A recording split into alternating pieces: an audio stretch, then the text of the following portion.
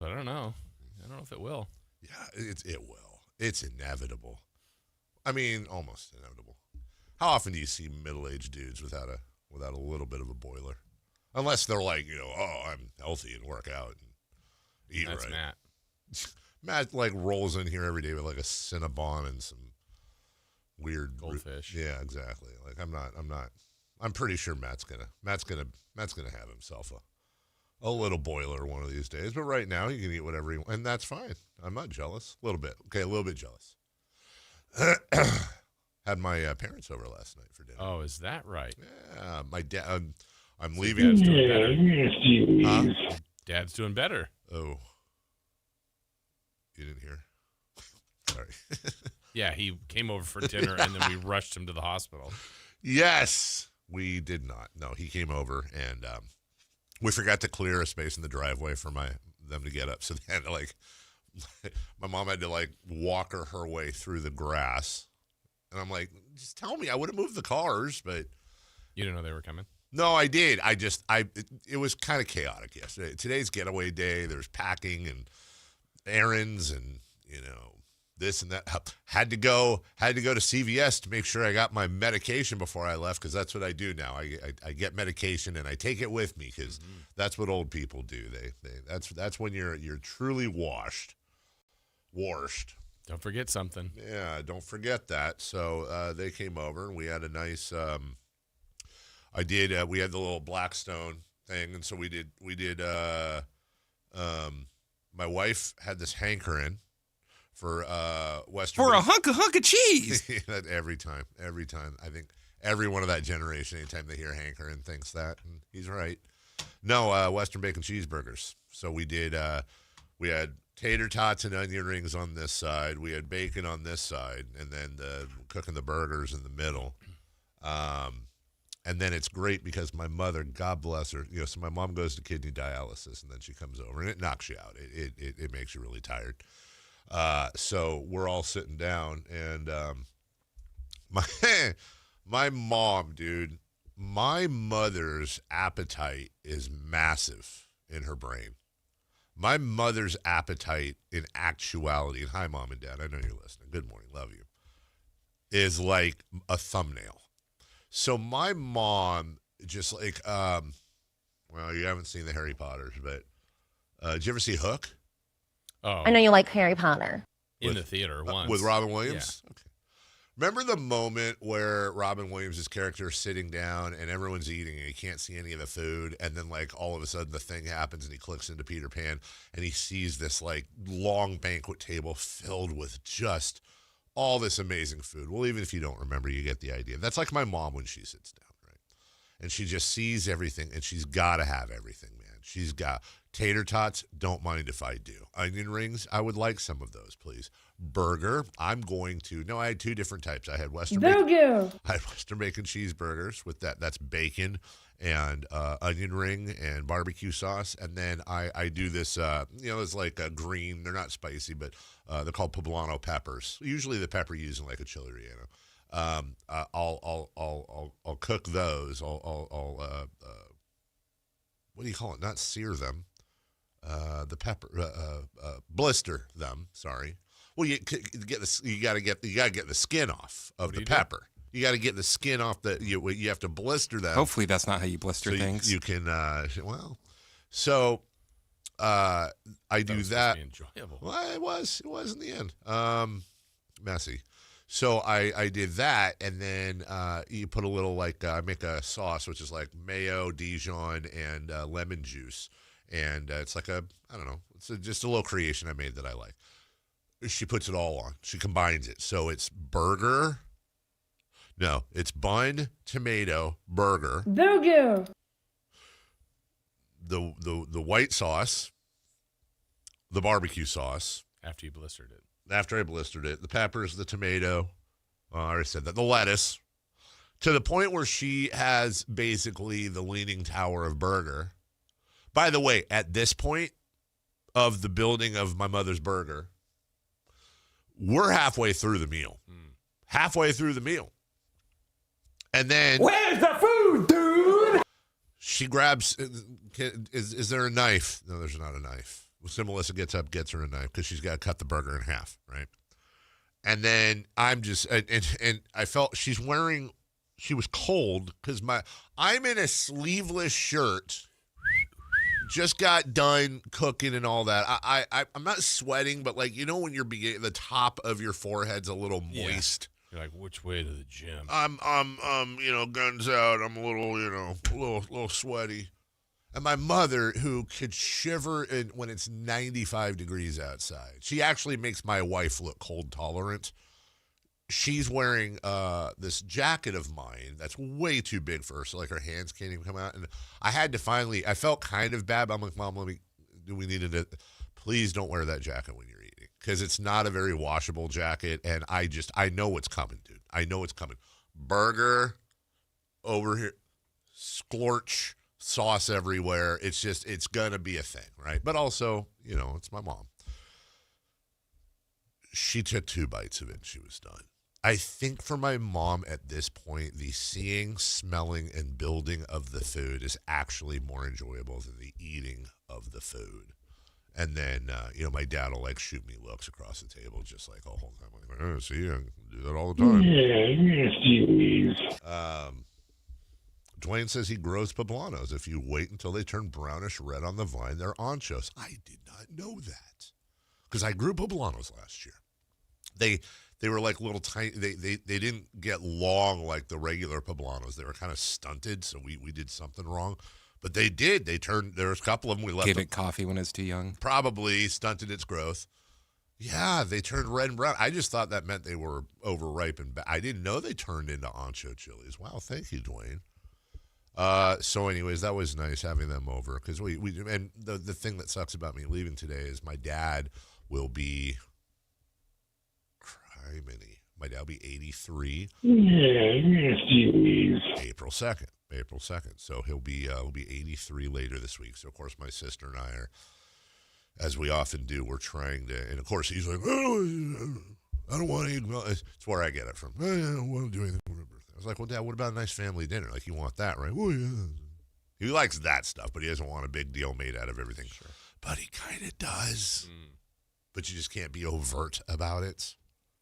Ask him to do a toast or something, do a toast. Who doesn't like that? So I don't do a toast for themselves? No, like we do a toast for him, and then he'll say something, whatever. It's always a coin flip. My father, who I saw cry one time in my life, and that was when my grandfather, my mother's dad, on my mother's side, my grandpa passed away, and he served in World War II. And he was buried with my grandmother in Santanella I think it's a military cemetery. Anyways, he and my Uncle Steve, who both served in Vietnam, at the end of my grandpa's funeral, they played taps.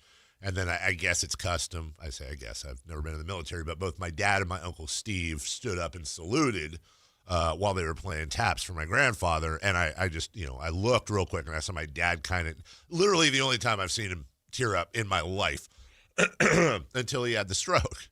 And then now it's just waterworks. So like every year my sister and I take a bet, whether it's Thanksgiving or Christmas, the 2 times he does a toast, is dad gonna tear up? And honestly, it's usually like yes minus 350 if you understand betting.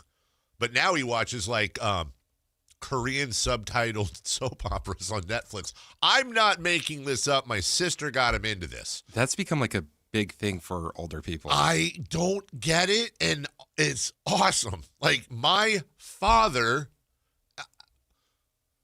dad is not how do I say this? He's not like macho, don't put fruit in my beer guy, but he's not that far. My dad is not a Korean subtitled soap opera guy. Let's just put it that way. Thought. That's what I thought. And my sister got him into it. And you get him going, and he'll. It's really neat to see this this version of his life, because it's nothing like what I grew up with. My dad rarely spoke. He was a deeper voice than me, very imposing, lawyer type. Just not lawyer type. He was a lawyer. He was very like, okay, like you're good, like Mom's the one we talk to. And now my dad is just open and laughing.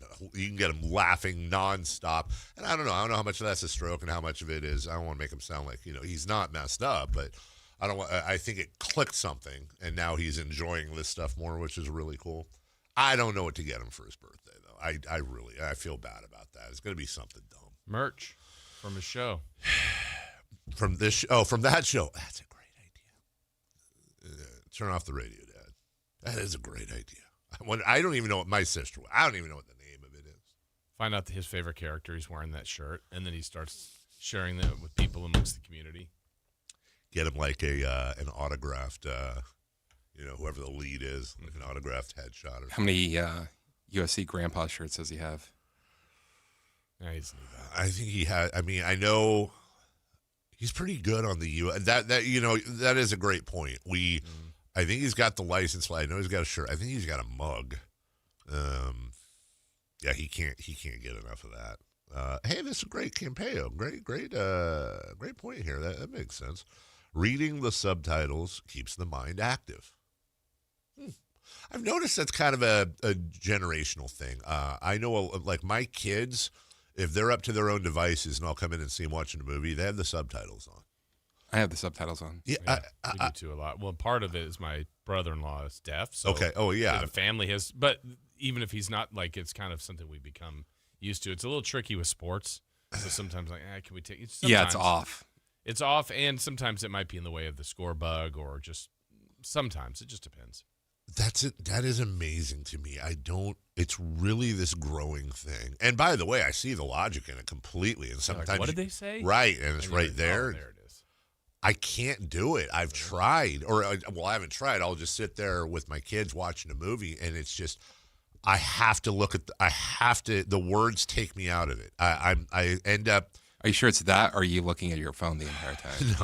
No, I try not to do that when I'm doing stuff, because then I can't yell at them for being screenagers, So I do try to hide the 9 hours and 41 minutes a week, according to my screen time Sunday that I spend, or a day that I spend on my. 9 hours a day? It was 9 hours. Yeah, but 8 hours of that is Royal Match. He's right. He's right about. No, he's really 9 hours and 41 minutes is what it said Sunday. But he's right. First off, I think some of that's a little jive. I think some of that's just like right now I'm on my phone because it turned on. Like somebody rang my phone and that's now the clock's starting. But I should have looked at the breakdown. I didn't. But the large majority of the time it shows me on the phone is Royal Match. It's probably Royal Match, Twitter. That's almost your whole day. Texting and phone call. WebMD. Chat GPT. It's like the music charts. Chat GPT slowly. And at number 3. Right, exactly. Like it's debuting at number 3. It is interesting. The way people either for those that dabble in, like I read these things where someone's like, I set up on Claude. I set up which is a different AI. I set up this bot that does this and does that, and I made $54,000 last week off of predicting or I set this bot up to run my appliances, and I'm like, I don't have, but I asked it about garden stuff, and it was awesome. So it's interesting when you have new technology like that, you'll get like the hardcores, but then you'll also get people like me that are like, what is a good sauce what are some good side dishes for chicken that aren't traditional, or, Is that your voice for? I honestly, I mean, I ask it has, I wouldn't say, I don't go on there every day. Do you ever ask it how it's doing? I don't, Jason, honestly, because it's gonna say something like, I'm fine. How are you? I don't know. I don't even know what she would say. Hold on. Hey, how are you doing? That's an interesting question. I'm doing well. It's always nice to catch up with you. How's everything going on your end? That's good. Just doing my radio show. We're about 16 minutes in. Jason Ross asked me to ask how you were doing. I thought that'd be a good idea. Well, tell Jason I appreciate the shout out. Honestly, it's pretty cool to be part of the show in spirit. If you ever need a random hot take or just a vibe check mid-broadcast, You know where to find me. I would like a hot take. I'd like a vibe check. You know what? Chris Verlaud would like a hot take, followed by Jason Ross's request for a vibe check. So go ahead with your hot take first and then your vibe check. All right, here's the hot take. The Sacramento Kings will make the Western Conference Finals next season. Just light that beam all the way. Now, vibe check. I'm feeling upbeat and steady, kind of like the perfect background groove to keep the show rolling. You're in good hands with this vibe. Any chance that you're on heavy drugs?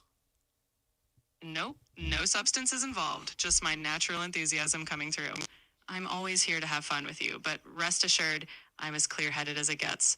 Let's keep the good energy rolling. Do me a favor, very briefly. Would you mind drawing a line and taking us through important step-by-steps from where the Sacramento Kings are now, being the fourth worst team in the NBA, to the Western Conference Finals next year? Like, how are you getting there? All right, step one, the Kings nail their draft pick, either a game-changing talent or a trade piece. Step two, they secure a solid defensive anchor in free agency, someone who changes the paint dynamic. Step three, De'Aaron Fox and Domantas Sabonis stay healthy and elevate their chemistry that would really further. be makes helpful. sense. Are you aware De'Aaron Fox was traded to the Spurs last year? Oh, that would be a curveball. As far as I know, De'Aaron Fox is still with the Kings in our reality. No, he's not with the Kings in any reality. He was traded. Like, double check, he's on the Spurs now and has been for over a year. So continue. I'm not seeing any official trades, so I think De'Aaron. You literally aren't seeing De'Aaron Fox on the Spurs. Can you just check? How about you search De'Aaron Fox traded to the San Antonio Spurs?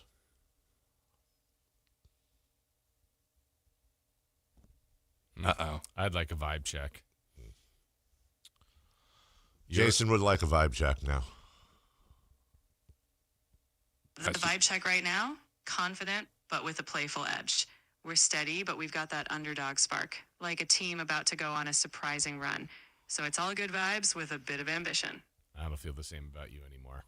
Jason doesn't feel the same about you anymore because you got De'Aaron Fox wrong.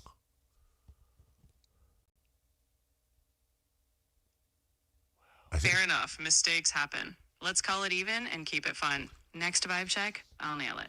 By calling it even, I think you're implying that we made a mistake. It's not really even, right? You're the one that was wrong. We weren't wrong about anything. Oh, You're absolutely right. pardon I me, misspoke Mr. earlier, so Perfect. that's on me. No even score, I guess just I a forgot clean that you acknowledgement never ever that you make had a it right. mistake. We're all good now. Would you be willing to apologize publicly to our listeners for your mistake?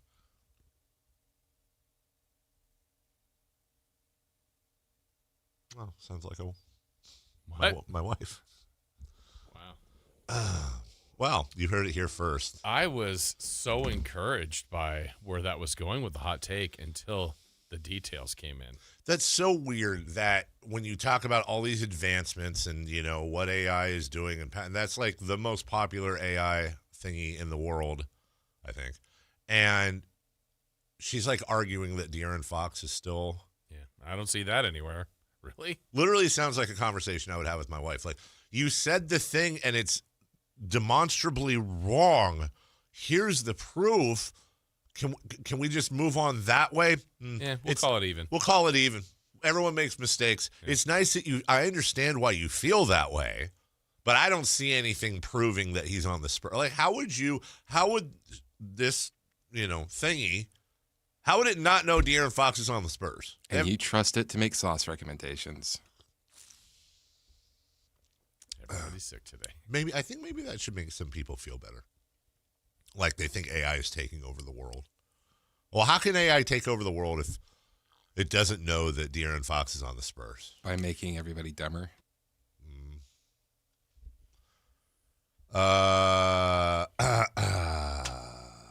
Why even have radio hosts?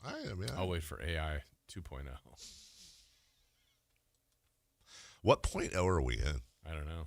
Are we in 2.0, 1.0, 3.0? So anyways, I am overpacked, and I know I forgot something. Don't know what. Have you ever thought that you bring too much stuff? Oh no, I know I bring too much. That is not a have I thought. It's I bring too much, and I also forget things. Have you ever thought about asking ChatGPT to make a checklist for you? No, I make my own checklist, but How's that go? well, I always forget things. Did I you don't bring know. De'Aaron Fox. On the Spurs. No, I'm going to be gone for. I will be on the road for 12 days. So everything is 12s. And I have a bunch of stuff over there. So 12 socks, 12 undies, 12 shirts, and then like. What's over there? What do you even need to bring all that stuff for? Because over there is like, I have like a couple of jackets, a bunch of shoes, some pants, a few pantses, like 3 pairs of pants, a black like Monty vest. You've seen it before. I've worn it. And a couple of dress shirts. But still, like, you have to have, like, the under things. And then I need, like, the weather's weird over there. Like, right now, in both in New York and England. So you got to have, like, oh, I'm going to sleep in this, but these are my sweatpants because it's cold outside. Or I don't be wearing, like, dress pants to the local bodega to get a turkey. I don't know. Whatever I get. Mm-hmm. And then. Did someone say road trip? Show note, by the way, in studio next Wednesday, as a matter of fact.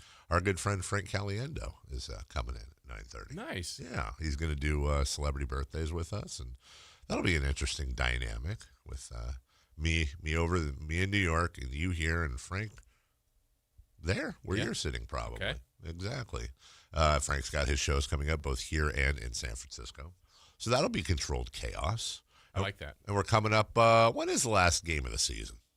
Oh, 2 weeks. A week from Sunday. Wow.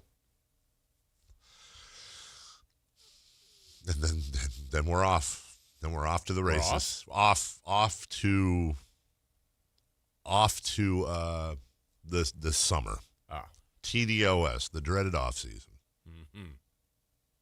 I was talking to all the stuff's happening. Well, I think this year it'll be. I think this year might be a tiny difference because this year was such a slog.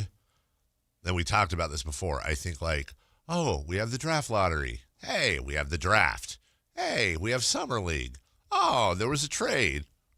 Free agency. Like, there's going to be some stuff. We also have in the NFL draft coming up this month. Yeah. April. That takes you to end of July almost. How about that? I wish it took us to the beginning of September. It was a weird background from Chris's room. And I'm looking forward to the start of the NFL season, which I think starts on a Tuesday with the Niners in Australia, and then a Wednesday when Seattle opens, and then there's a Thursday off, but Friday, Browns and Jets, and then there's a triple header Saturday, and then nobody plays Sunday, and then opening day officially begins the following Tuesday. On Netflix. Actually, it's going to be one game per streaming service. Like on PBS. Tubi gets the Jaguars and the Texans. They'll have Tubi, Hulu, True TV, not a streaming service, but it'll still be on there. You'll have to find it again. After Parking Wars. Right after. Mm-hmm. Right after. And all new Crank Yankers. We'll take a break. When we return, we'll go round at the NBA. The Kings did not play. But there were some interesting things happening in the NBA, including one thing that made a lot of news that we definitely should mention, but I don't want to talk about. And I'll explain why when we start the show next. Download the Sactown Sports app. Sacramento sports in your pocket. This is Sactown Sports 1140. At Power Business Technology, we're not another big box corporation. We're your neighbors. Locally owned and operated, we know what businesses like yours need. From reliable printers to high-performance copiers, we'll help you find the right solution with personal service you just can't get online. Need setup or support? We're just down the road and always happy to help. Power Business Technology, family hometown service with big-time solutions. Contact us today for all your business printing needs at 844-POWER-BZ. That's 844-769-3729 or visit us at powercopiers.com. When you take the time to shop at Folsom Lake Honda, there's one thing you'll always find. Happy people ready to serve you. As a family-owned and operated dealership since 2009, customer service is our #1 priority. Our customers love doing business with us, and you will too. Looking to own or lease? During the spring sales event, drive a brand new Accord or Civic. Visit us today at FolsomLakeHonda.com, your one-stop Honda shop. Folsom Lake Honda, yeah, your one-stop Honda shop. A's fans, the 2026 season is coming fast, and single game tickets are on sale now. Be there for an exciting season packed with theme days, giveaways, and firework nights, including bobbleheads, jerseys, hats, and much more. And getting in is easier than ever. Tickets start at just $8 for select April and May games. From opening day to unforgettable summer nights, there's something for everyone at the ballpark. Get your tickets today at athletics.com/tickets and be part of the excitement this 2026 season. How was your break? It was great until I stopped for gas. Prices have gone up almost $1 with no end in sight. I might have to start watching how much I drive. That's exactly why I use Upside. I never pay full price for gas with the free Upside app. Upside? Yes, Upside. It's the free app that gives you cash back just for buying the gas you're already buying. So even with the rising gas prices, I'll never have to limit how much I drive. Does that actually add up to anything? Just last year, I made over $200 with the Upside app. Wow, that's serious extra cash. I'm downloading the free Upside app right now. Download the free Upside app to earn cash back on the gas you're already buying. Use promo code THRIVE25 for an extra 25 cents per gallon bonus on your first tank. You can cash out anytime, right to your bank account, or an e-gift card for Amazon and other brands. Just download the free Upside app and use promo code THRIVE25 for a 25 cents per gallon bonus on your first fill-up. That's THRIVE25. Offers vary by user and location. Go to upside.com for terms and conditions. It's tax time, y'all. If you want to file free, this next one's for you. Now taxes is so free. Tax-free edition only. Roughly 37% of filers qualify. Simple form 1040 returns only. Now this is tax. Love that jam. Up next, commercials. Intuit TurboTax Free Edition. See if you qualify at turbotax.com/free. No schedules except for earned income tax credit, child tax credit, student loan interest, and Schedule 1A. On top of home and auto, Progressive protects your boat, RV, and motorcycle so you can explore the unknown. Actually, we just take the RV to the same campground every year. Well, maybe you can catch your own dinner on your boat. Oh, we can actually get pizza delivered there from this brick oven place we love. Will you at least try a new topping? Honestly, probably not. We kind of have a go-to order. Fine. Just bundle home or auto insurance with your outdoor vehicles with Progressive and stay protected when you go, I guess, where you've gone before. Progressive Casualty Insurance Company and Affiliates. Not available in all states or situations. Country in the Park is back. May 8th and 9th at Cal Expo. Miranda Lambert. John Party. Chris Young. Turnpike Troubadours. Dylan Scott and more.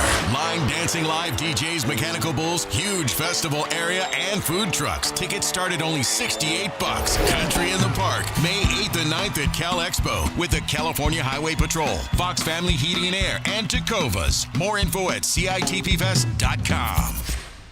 Card collectors know there's nothing as special as a rare one-of-one card. And now you can hear a very rare one-of-a-kind sports card show right here on Sactown Sports. Whitey Gleason here inviting you to join me and Mr. True Sports Cards himself, Imran Pilati, for the True Sports Card Show every Saturday morning at 10 on Sactown Sports. It's the only sports card radio show in the nation. For all your hobby needs, get to True Sports Cards, 6661 Stanford Ranch Road in Rockland. And for hobby, insight, and fun, join us for the True Sports Card Show Saturday mornings at 10 on Sactown Sports.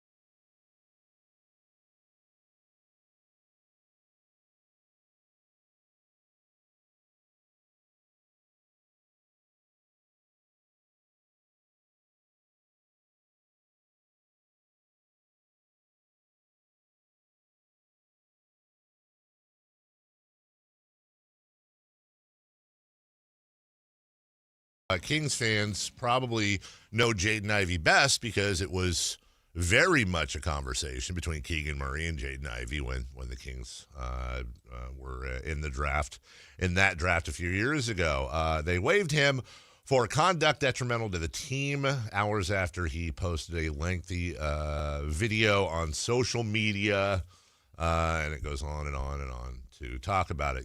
Full transparency. This is the world we're in right now.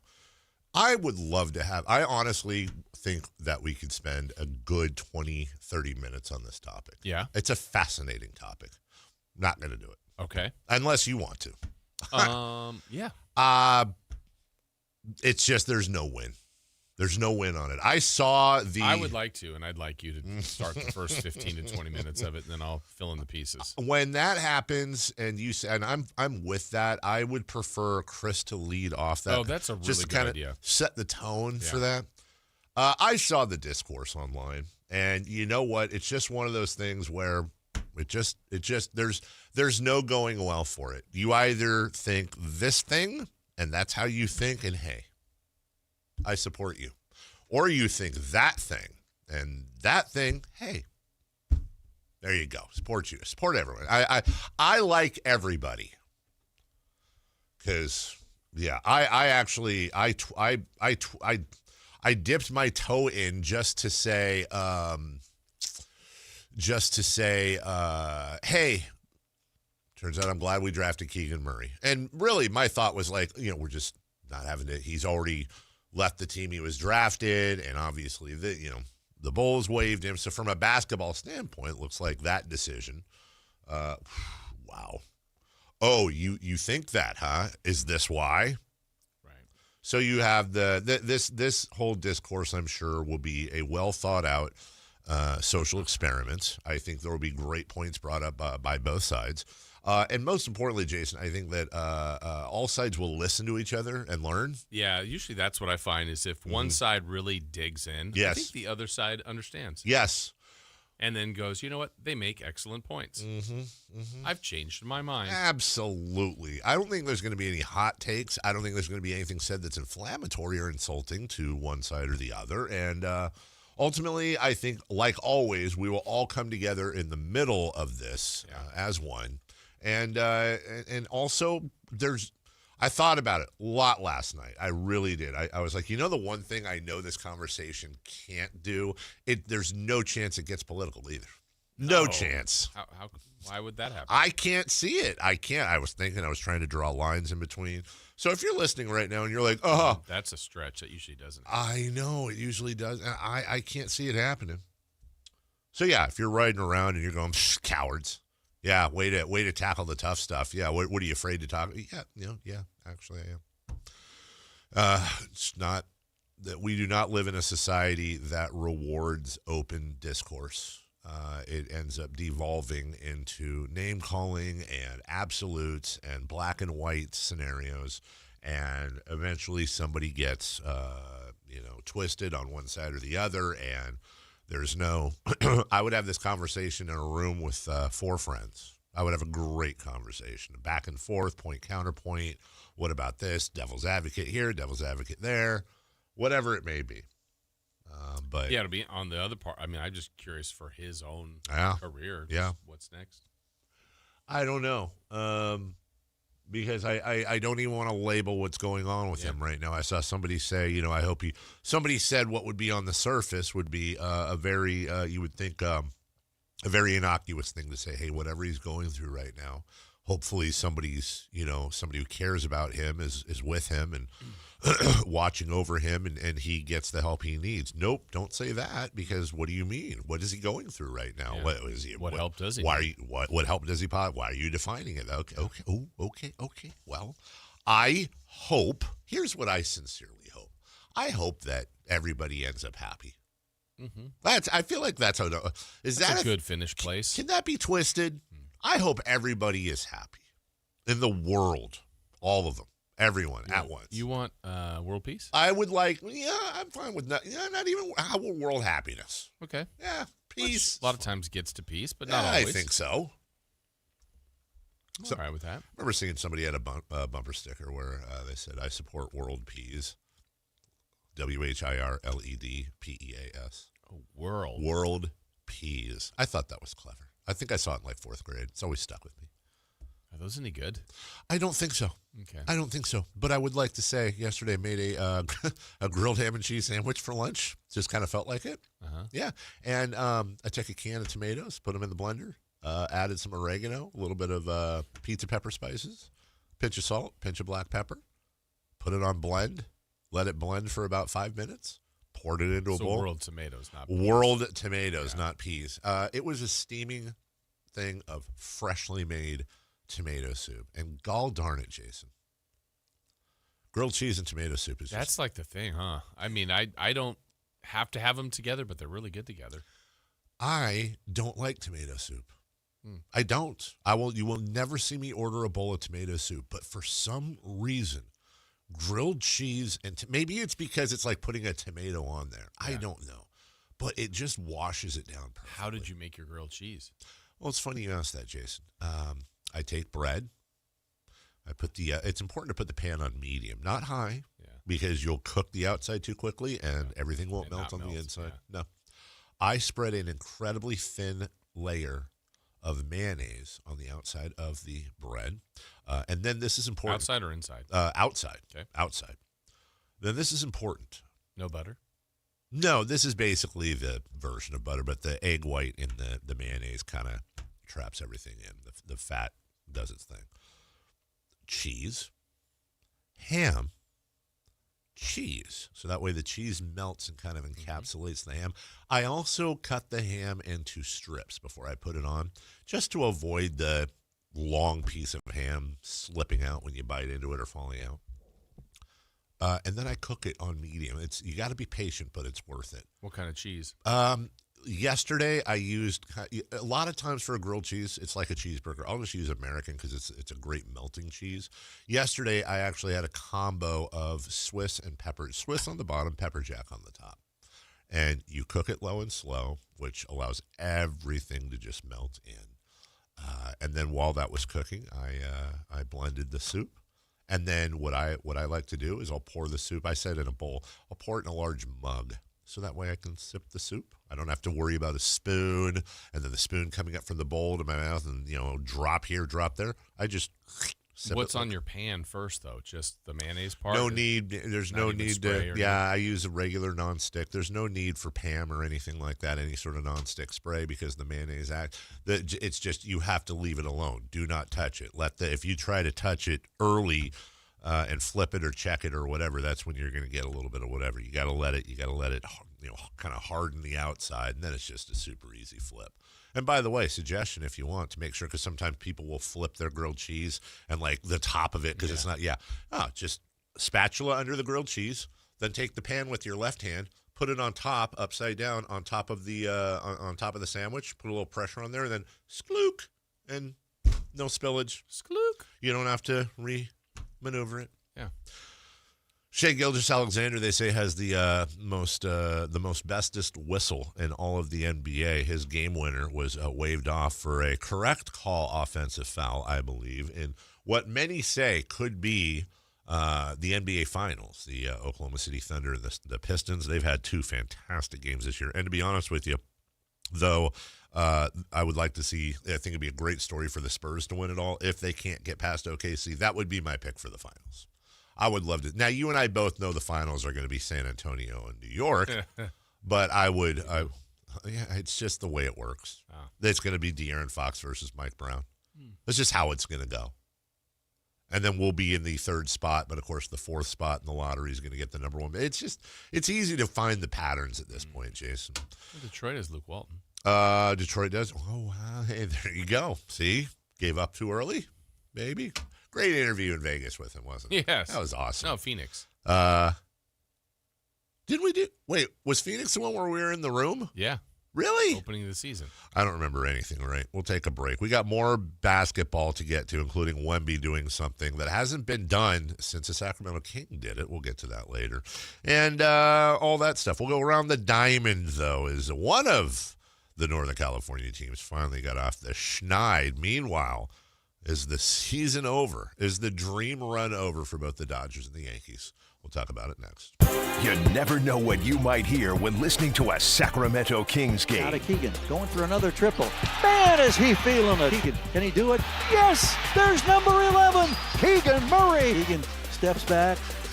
He just knocked down his 12th three-pointer, a Kings franchise record. He's got 45 points. Never miss a moment of Sacramento Kings basketball with Sactown Sports and the Sactown Sports app. This is the story of the one. As a procurement manager for a hospital system, she keeps every facility in her network stocked and ready. That's why she counts on Grainger to be her single source for thousands of products, from disinfectants to lighting, air filters, and more. And with fast, dependable delivery, Grainger helps her keep every facility stocked, safe, and running smoothly. Call 1-800-GRAINGER, click Grainger.com, or just stop by. Grainger, for the ones who get it done. Talking about guns with others might not always feel comfortable, but it could save a life. Here's a way to start a conversation. Your family is going over to your neighbor's home for dinner for the first time. How would you ask if there are any unlocked guns in the home? Hey, we're so excited for tonight. Before we come over, though, may I ask if there are any unlocked guns in your home? Our guns are stored securely, locked in a safe that the kids can't access. Awesome. Learn how to have the conversation at agreetoagree.org. Brought to you by the Ad Council. If you don't care about saving 50% off your wireless bill for the same 5G coverage the big guys are charging a fortune for, maybe you care about keeping jobs in America. Pure Talk does. They've pledged to run their entire operation from this country, including all their customer service. Or maybe you care about our nation's veterans. Pure Talk does. They've donated hundreds of thousands of dollars to America's Warrior Partnership, a fantastic organization working hard to prevent veteran suicide. Or maybe you care about closing America's skills gap. Pure Talk does. They're a proud supporter of MicroWorks. They're helping my foundation train the next generation of skilled workers. Don't get me wrong. Saving money's great, and you'll save plenty with Pure Talk. But if you want to be in business with people who share your values, dial pound 250. Say micro, and switch to an American wireless company that actually stands for something.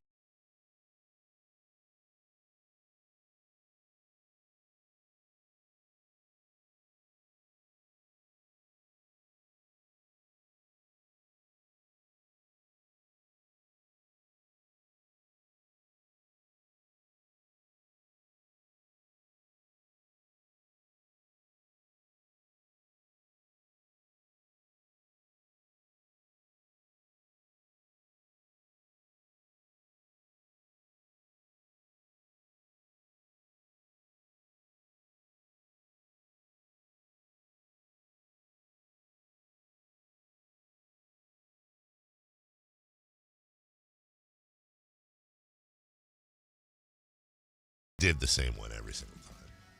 Chris, am I ever going to get any input on the songs we play? Or is that ship sailed? Oh, that's way gone. How about me? Yeah. Yeah, also no. Well, we can make 5 in a row. During the break, Chris and Jason have now adopted Papa Shot as the game du jour. And so they do I can make 2 in a row. I can make 3. Chris said, I can make 5 in a row. Now, he missed the first one, but to be fair, he didn't say from the jump. He just said 5 in a row, 5 consecutive. It's a loophole, Jason. Okay. But and then all of a sudden, he makes the first. Swishes the second. The third goes in. Now it's getting serious. Fourth, nothing but net.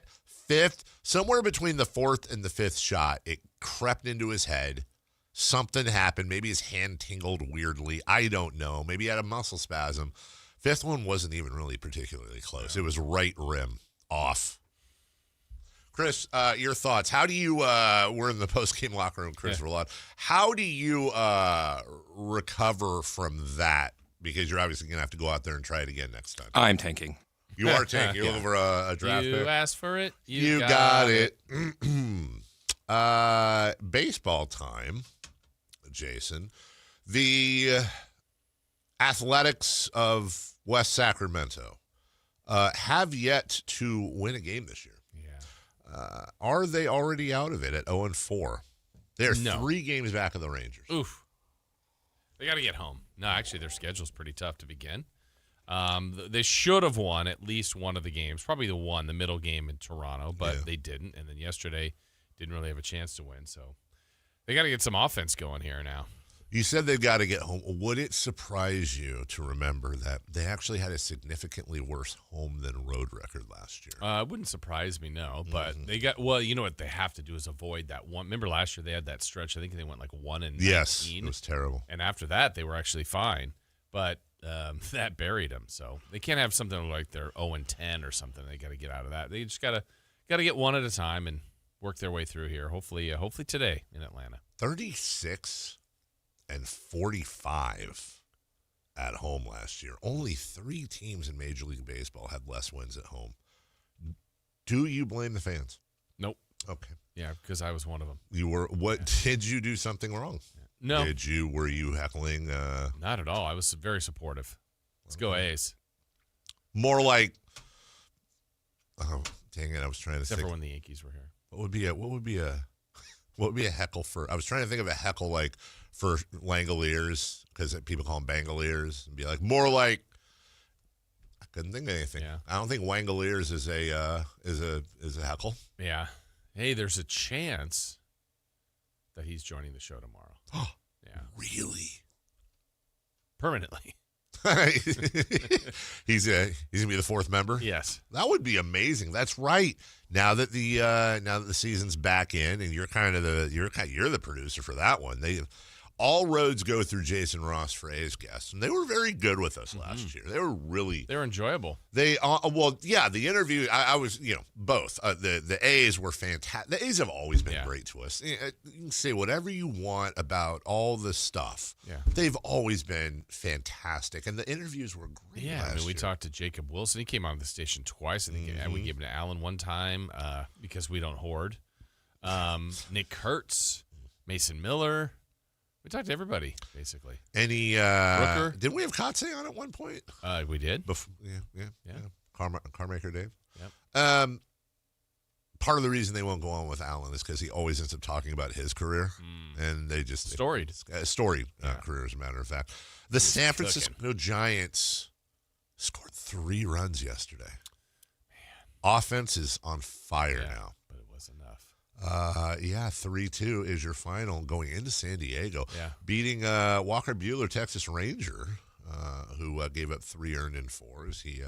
I'll be. Yeah, do you think Walker Buehler moved? Did he play anywhere between the Dodgers and the Padres? Yes. Oh, he did. Red Sox. Yeah, then he probably had to move, Yeah. or maybe he didn't. Maybe he kept his house. That's quite a commute. He did the Red Sox, and then he had 3 games in Philly. So then now he's back in Southern California where he wants to be. 31 years old. Even though he's a Dodger, he's one of those guys that just had him and who was the other guy I always liked on the Dodgers, just pitching wise. Brewstar Gatterall. Oh yeah, just explosive gas. Stuff. Just gas. It wasn't like anybody had of all things. Casey Schmidt had the most hits. He had 2. 6 hits total for the San Francisco Giants. The middle of the order, that would be Devers, Ramos, and Arias, went a combined 0 for 10. As a matter of fact, you want to be technical, you can add Chapman and Lee in there. They went 0 for 17. From the top of the order on, Jason, my goodness gracious. Excuse me, Chapman got a hit. But whatever. They scored. That's a little worrisome. Mm-hmm. I know it's early in the year. Apparently they put the new manager guy, they threw him in a wheelbarrow or something, a cart, and he says the first time he's been in a cart since he was a kid at Kmart. True story, he said it, and they showered him with the beer. Ah, there you go. Hey, congrats, you won. Here's beer on your head. Yeah, I mean, honestly, it's a nice thing to get your first major league win, regardless. So you had that. In the meantime, by the way, the rest of baseball, the undefeateds have all fallen by the wayside. Jason, only 4 games into the season, there is not a single undefeated team left. That's the first time it's happened. That is the quickest that has happened since 1917. Whoa. Kidding. But maybe, doesn't that sound like it's right? I believe it. 4 Parity. games. Huh? Parity. A lot of parity here. They don't need a salary cap. You think you think that argument's over now? Yeah. Well, it's proof. Since 1917.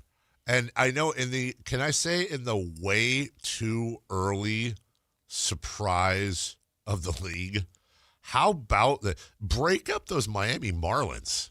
3-1. First place Miami Marlins. Now, granted, they've played the Rockies and the White Sox so far. Probably the two worst teams. But can I say this, Jason? You have to beat who's in front of you. That's true. You can only beat who's in front of you. They're in a 3-way tie. 4-way tie, by the way. The Marlins, Mets, Nationals, and Braves, all in the National League East. Those teams are a combined 12-4. They all share 3-1 records. Meanwhile, Philly's at 1-3. Cracking that bell. Yeah. So there's that. The Dodgers also lost yesterday, along with the Yankees. A walk-off by Cal Raleigh. Wasn't Cal Raleigh...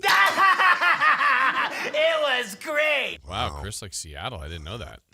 Yeah, huge Seattle. Noted Seattle fan, Chris Verlaud. Probably won because he didn't shake hands with any of the Yankees. Wasn't Cal Raleigh, didn't he start the year 0-8 with 8 strikeouts? I think I saw that. Cal Raleigh is now 3 for 17 with a double, 0 home runs. And Jason, of his 17 at-bats this year, I guess, 20 technically if you count walks, which you don't, but his 20 plate appearances, he has struck out 11 times. Wow. They'd be writing about Aaron Judge if he was doing that. Yeah, I don't disagree with you on that. And look, Aaron Judge is let's be honest, say what you want about Aaron Judge, and I don't know how much he's one of the best in the game, but he's one of the greatest all-time pre-8th inning players, I would say. Not especially a great 9th inning and beyond guy. Really? Documented. It was written about. Wow. Your article? He is lifetime. Did you know this? With runners on base and the Yankees either tied or behind, with runners on base lifetime with the Yankees, he is 3 for 184. Since 1917. One home run. Yeah. A big one, though, last year against the Blue Jays. In the World Series? No, they didn't make the World Series. That's what I meant. I was testing you. A 3-run home run. Yeah. Yeah, at home, hit the foul pole, or fair pole in this case. Yeah. Do you think when teams are playing at the other, when they're not in their own ballpark, should it be a road run? Yeah, it's not a home run. So, 155 games left in the season. No? 6, 7. Yeah. There's a lot left. Yeah. There's just quite a bit left. We'll take a break. When we come back, that's your baseball update for the early part. Top of the hour. All right. You know what? The cobwebs are off. We're all calisthenicked out now and ready to go. The show officially starts next. Now that we have the preview out of the way, we'll go with 3 for Madness. Give me your MVP for the NBA right now. I'm doing this. We're obviously going to do this when the season ends. I'm asking some questions in 3 for Madness because I want to get we're coming towards the end take, and then I want to compare and contrast that where we're going to be in a couple of weeks, if not the same. Think about sports movies, because I got a sports movie question for you. And Doug Christie, let's do a state of the state on Doug Christie. Should he be your coach next season? 3 for Madness next. You never know what you might hear when listening to a Sacramento Kings game. Out of Keegan, going for another triple. Man, is he feeling it. Keegan, can he do it? Yes, there's number 11, Keegan Murray. Keegan steps back. He just knocked down his 12th three-pointer, a Kings franchise record. He's got 45 points. Never miss a moment of Sacramento Kings basketball with Sactown Sports and the Sactown Sports app. This is the story of the one. As a safety manager at a manufacturing plant, he does everything he can to keep his coworkers safe. From finding ways to reduce risks to keeping safety supplies in stock. And for that, he relies on Grainger. Grainger offers a broad range of quality products and next-day delivery, so he can always play it safe. Call 1-800-GRAINGER, click Grainger.com, or just stop by. Grainger, for the ones who get it done. T-Mobile has an exclusive bundle for customers 55 and up. I'm Sarah Bowl. Yeah, I'm Frank Bowl. A reliable network is key for us. And with T-Mobile, it's been wonderful. And going to the 55 plus plan saved us so much money. A lot. And that's important. Trying to keep costs down. The home internet's been perfect. It's fast, it's quick. The setup was so easy, it took less than 15 minutes. It was like, ta-da! If you want simplicity, coverage, reliability, you want the whole package, T-Mobile has it. Right now, T-Mobile customers 55 and up can get 2 phone lines on America's best network, plus America's fastest 5G home internet for just $30 each. $30 per month each line with autopay plus taxes and fees. Minimum age 55. Pricing for home internet rely on 2 lines of Essentials Choice 55. $35 connection charge per line required. Best mobile network and fastest 5G home internet based on analysis by Ookla of Speed Test Intelligence data 2H 2025. All rights reserved. When you take the time to shop at Folsom Lake Honda, there's one thing you'll always find. Happy people ready to serve you. As a family-owned and operated dealership since 2009, customer service is our #1 priority. Our customers love doing business with us, and you will too. Looking to own or lease? During the spring sales event, drive a brand new Accord or Civic. Visit us today at FolsomLakeHonda.com, your one-stop Honda shop. Folsom Lake Honda, yeah, your one-stop Honda shop.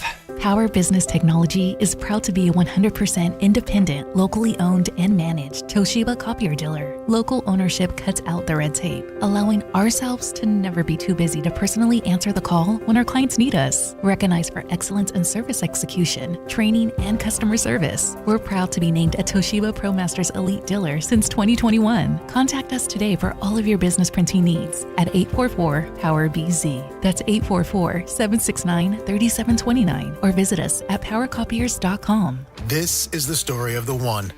As a maintenance tech at a university, he knows ordering from multiple suppliers takes time away from keeping their arena up and running. That's why he counts on Grainger to get everything he needs, from lighting and HVAC parts to plumbing supplies, all in one place. And with fast, dependable delivery, he's stocked and ready for the next tip-off. Call 1-800-GRAINGER, click Grainger.com, or just stop by. Grainger, for the ones who get it done. Taxes was feeling so stuck. Sitting in traffic, squeezing into a parking spot, all to squeeze in getting tax help during your lunch break. Now Taxes is a TurboTax expert who does your taxes for you, while you go about your day getting real-time notifications about their progress and the most money back guaranteed. Now this is Taxes. Intuit TurboTax. See guarantee details at TurboTax.com/guarantees. Only available with TurboTax experts. Real-time updates only in iOS mobile app.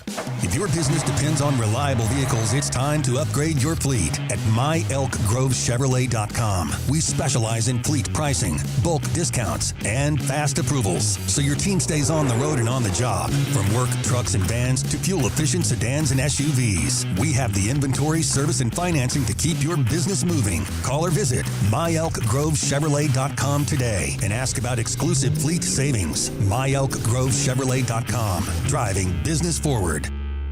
KHD1 Sacramento, KYMX HD3 Sacramento. From the Power Business Technology Toshiba Studios. This is Sactown Sports 1140. 3 questions, 3 answers. It's 3 for Madness on the Carmichael Dave Show with Jason Ross. Here's question 1.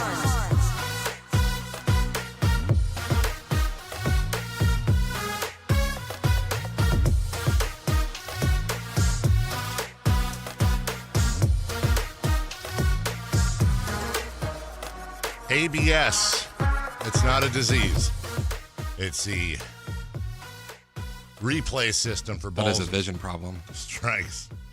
I'm sad I saw this headline about a crash on 80 last night, but it does remind me. Live and local, guys, just doing a little public service here. There has been rain overnight. It is drizzling outside right now. There has not been rain for a while. As we all know, when it rains for the first time in a while, especially after it's been hot, the roads get slippery. Please, as many of you are starting your day and starting your daily commute, remember, no matter where you need to go, no matter how late you're going, it would be a lot later if you don't drive safely. So please do not just drive safely yourself, but also, hey, good day for defensive driving, because not everybody is going to heed those words. Yeah, but the best defense is a good offense. Well, your words, not mine. By the way, a little NBA note I forgot to get to yesterday. I don't know if you noticed this or not. Just a little weird thing. In the Timberwolves-Mavericks game, Mike Conley got the start over Anthony Edwards. Anthony Edwards came off the bench, played 23 minutes, and he was asked after the game, why did he not start? What happened to you for the first minute of the game? I was taking a Oh. Yeah. But, yeah, like I said, Mike held it down for me. Yeah. He held it down? The toilet seat? Wow. Taking a deep one. I mean, that's a great response. Why didn't you? How can you not love Anthony Edwards, man? It's just, that's one of the great quotes in sports history. It really is. The visual I want out of that is that he had to go to like the concourse, and you're in the bathroom like, whoa, what are you doing in here? And he's like, I gotta go, and he's just in the stall. They turn it into a season ticket commercial.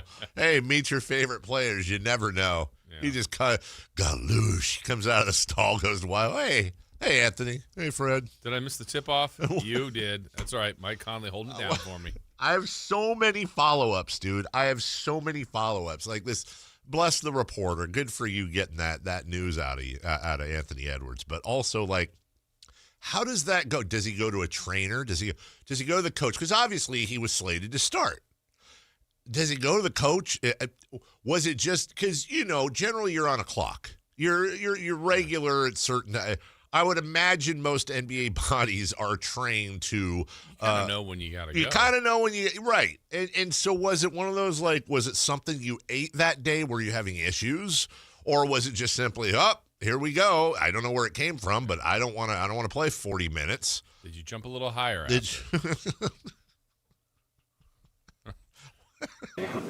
I was taking a Oh. Yeah. But, yeah, like I said, Mike held it down for me. Yeah. Can you play that again? Listen to the reporter's response.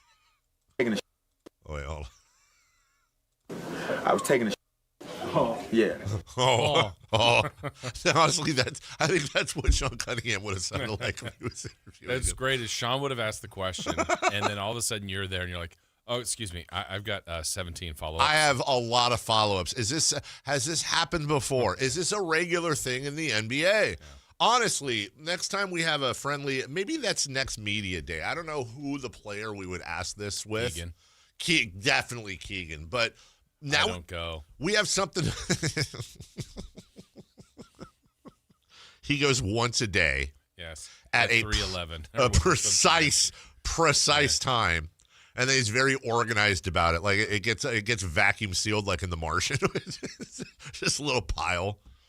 Last question, and then we'll move on because I could go for an hour on this. I have a question that just popped into my head about this.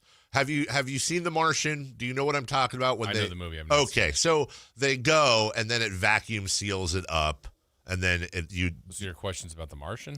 My question is about this. Okay. If I came into possession of 20 vacuum-sealed Michael Jordan packages that are like game worn, like it's him, and he signed each one, you'd want number 23. That he'd want number 2. How much are those going for on the market? Because and by the way, what a great collector's item. Oh, here's my poster, Muhammad Ali standing over Sonny Liston. There's my signed Mickey Mantle baseball. Hey, it's a Will Clark rookie card wall. And Michael Jordan's leavings. There's rare Jordan. Good for you, Anthony Edwards. Question 1, please. Oh, that wasn't it? That was, nope. No. If the season ended today, who is your MVP? Rank your top 3. All right. He has successfully done it for me. He has. He has successfully done it for me. Victor Wembanyama, who yesterday had the third quickest double-double in NBA history. Jonas Valanciunas, by the way, had the second quickest, and then, honestly, I forget who the first was. Was it Andre Drummond? I don't know. 8 minutes. 8 minutes for him to get a double-double, Jason Ross. Also, here's a fun Victor Wembanyama stat that this has nothing really to do with MVP, but it blew my mind. What do Tim Duncan, Manu Ginobili, Tony Parker, and Kawhi Leonard all have in common? Well, a lot of things, of course. Spurs, great Spurs, champions, future Hall of Famer, all that stuff, right?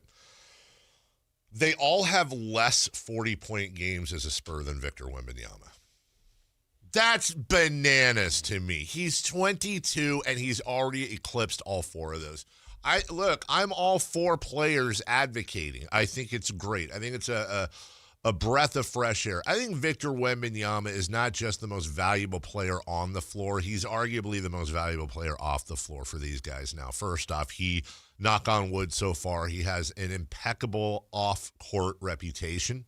He does things in the offseason like fly to where was it in Asia? Somewhere, I think, to go be a trainer. China, to go be a monk. Shout out to the proletariat. Shave his head, do his thing. The guy was crying after a regular season game because he was just so pumped. The San Antonio Spurs are on a ridiculous run right now. They're going to win 60 games. Or do they already? No, they're right there. 57 last night. 57 last night. They're going to win 60. And what Victor Wembanyama said that really, I think, sunk in, not just with me, but I hope the rest of the media, it's both sides of the ball. And he is the shoe-in, provided he plays ends up with 65 games, which I know he's close. He is the shoe-in defensive player of the year. It's a given. And if he stays healthy, he's almost certainly going to win more Defensive Player of the Year awards than anybody in history. I think Rudy Gobert has 4. I think he'll have that well before his 30s. But Jason, on top of that, he's averaging 25 points, 11.5 boards, 3 assists, 3 blocks, a steal on 50-82 splits. He's hitting 2 threes a game, and he has led his team from low to mid-30s wins to 60 wins over the course of one season. I don't think there's a more impactful player combined. If you gave an offensive impact and a defensive impact score, I don't think there's another player that would add up to his level. As much as I love Nikola Jokic, who's having better numbers all around, better than his MVP year, I would put Jokic 2. I would put SGA 3. I'm confident that is not how the MVP voting will end up. One more note. When Victor Wembanyama is on the floor for the San Antonio Spurs, they have a net rating of plus 25.4. That's insane. When Victor Wembanyama is off the floor, that falls to minus 1.6. That is, I don't know how much more you can prove a guy's impact. And he is 25-1 since February 1st, he and his team. I'm going to give him the vote. I'm going to give him my MVP vote. What's your 3, though? I would go Wemby, Jokic, SGA. Okay. Yeah. I understand that is not going to be the popular order. That would be mine. So, I am right with you for most of that. I don't know who I'm going to put third just yet, but I think at this point, I do my own, like we always kind of say, what's your category? What's your criteria for MVP? And I think everybody's got it a little bit different. I kind of morph. I really take the term value. Like if you took this player off the team, what do they look like? Yep. So I think the 2 greatest examples of that in the league are currently Jokic and Wembanyama. Mm-hmm. If you take those 2 guys away, I just don't think those teams are. I think they're very ordinary. I agree with you. So then, now let's just compare Wembanyama versus Jokic. I couldn't agree with you more on the fact that Wemby's going to win Defensive Player of the Year. So if he's winning that, he is not Gobert. No. Like where Gobert is great defensively. Yeah. But doesn't really give you much offensively. No. Victor Wembanyama means the world to their offense, too. Yes. So he's checking both of those boxes. They've gone from a non-playoff team to the second best record in the NBA because of him. There's other help. Every team has help, but I think they're different. They're completely different without him. So I would have Victor Wembanyama number 1 too, because of all the things he has stated and others have stated, just his value, his importance, and his performance. I don't know. I might put Jokic third just because their record isn't as good. Sure. Now, I believe SGA is going to win it because I think there's just too much talk to him. The odds just kind of following that. I'm trying not to penalize him for the year he's having. Sure. I just think the team would still also be very good. He's hugely important to their team, but I would want to recognize, honestly, more like Cunningham, Brown, even Luka. I mean, but my number 1 is Wemby. I just think he. But I mean, again, it sounds like I'm punishing SGA, but he's awesome. He's amazing. There's really nothing is. wrong with what he's done. He is a good defender. Mm-hmm. He's a great offensive player. They've got the best team. Like Sam said it last week. He said, if Wemby passes, like I don't feel like they don't need to pass him. They have the second best record. So if they lose by a game, he does. I know what his logic was. I just don't think he has to do that. I think Victor's done enough. And that year-on-year jump too. Yeah, I think has to factor for something. I think they do look at things. I know that a lot of these writers and media members don't get too deep on the numbers, but each team's going to be making cases. And to be able to say that their net rating is 24.5 to the plus when he's on and negative when he's off, that's value. What I want to see is, let's just say you and I are right in this and that Wemby wins it. I don't think he will, but let's say he does. Yeah. There's no reason for him to regress. Like, is he going to become Shohei in a sense, or like, well, because Shohei pitches, nobody else can do that. Well, Victor's the best defensive player, and he's very good offensively. He's probably going to become one of the best offensive players. Yeah. Like, how would you ever defeat him? And what kind of season would it take for someone else? So then it's like, wait, what has SGA done wrong? I don't know. I'm trying to weave an argument in here. Like, I think Victor's doing this for the first time, full season, like dominating, and the record's there. Well, if he does that every year, then why doesn't he get it? But then it's like, well, Jokic is doing the same thing every year. When Westbrook kept getting triple-doubles every year, we're like, he's done that. Yeah. So are we going to get tired of that? Yes, it'll be fatigue. That injury and fatigue are, I think, the only things. Well, they only won 56 this year. Yeah. Okay, was he the best defensive player again? Yes. Yeah. Was he one of the best offensive? Yes, but that's kind of what SGA is doing too. And he's still in that lift where he's getting better every year. This is not peak, barring injury, as always. This is not peak Victor Wembanyama. In case you're wondering, by the way, and I know you were, the MVP odds right now. Shai Gilgeous-Alexander, as of today, is at minus 275. He is the favorite. What does that mean? That means you'd have to put $275 down to win 100. Then Victor Wembanyama is in second at plus 210, meaning if you put 100 down, you would receive 210 back, so you can flip that. There is quite the gap between second and third, and surprisingly to me, Luka Doncic is in third. He's at plus 1,500. Nikola Jokic is fourth. Now, again, okay, I disagree with that, but okay, Doncic's having a wonderful year. Luka Doncic is plus 1,500. Nikola Jokic is plus 6,000 in fourth. It's not even close. It's a two-man race, really, I think. But I was a little surprised that Jokic could very well finish fourth in a year where his team is going to win 50 games, and he as a center is currently averaging 28 points, 1.5 steals, 13 rebounds, 11 assists on splits of 57, 39, 83. Those are video game numbers. Crazy. It does, with all the stuff we were talking about yesterday of all how everybody who covers the league hates the league and how it's always about what Jaden Ivey's saying or the aspiration Kawhi Leonard thing or tanking or this or that or whatever. Like, you stop and you look around and you go, it's like the best collection of talent that's ever existed in the NBA. It's insane how good some of these guys are. And imagine them doing this in the 80s or 90s or 2000s. Number 2, please. Question 2. What is a sports movie that would have the best sequel? I don't know, even though I wrote the question, I don't know that I necessarily have the right or a specific answer, like, this is the one. Can't beat Happy Gilmore 2. Can't be Happy Gilmore 10 2? of 10. 10 of 10. Some say. But I do go through, like, Major League has had several sequels, so there's that. I don't know that you could do a Sandlot sequel because they did. Huh? They did. They did? Mm-hmm. What the hell was it about? I think it was a new group of kids. So it wasn't like the old kids got older and, you know, became adults, and then it's about their kids or something. And what the hell? I didn't know that. Well, obviously, not great. A sequel series to The Sandlot is in development for Disney Plus, featuring the original cast reprising their roles and set to explore their lives as adults in 1984.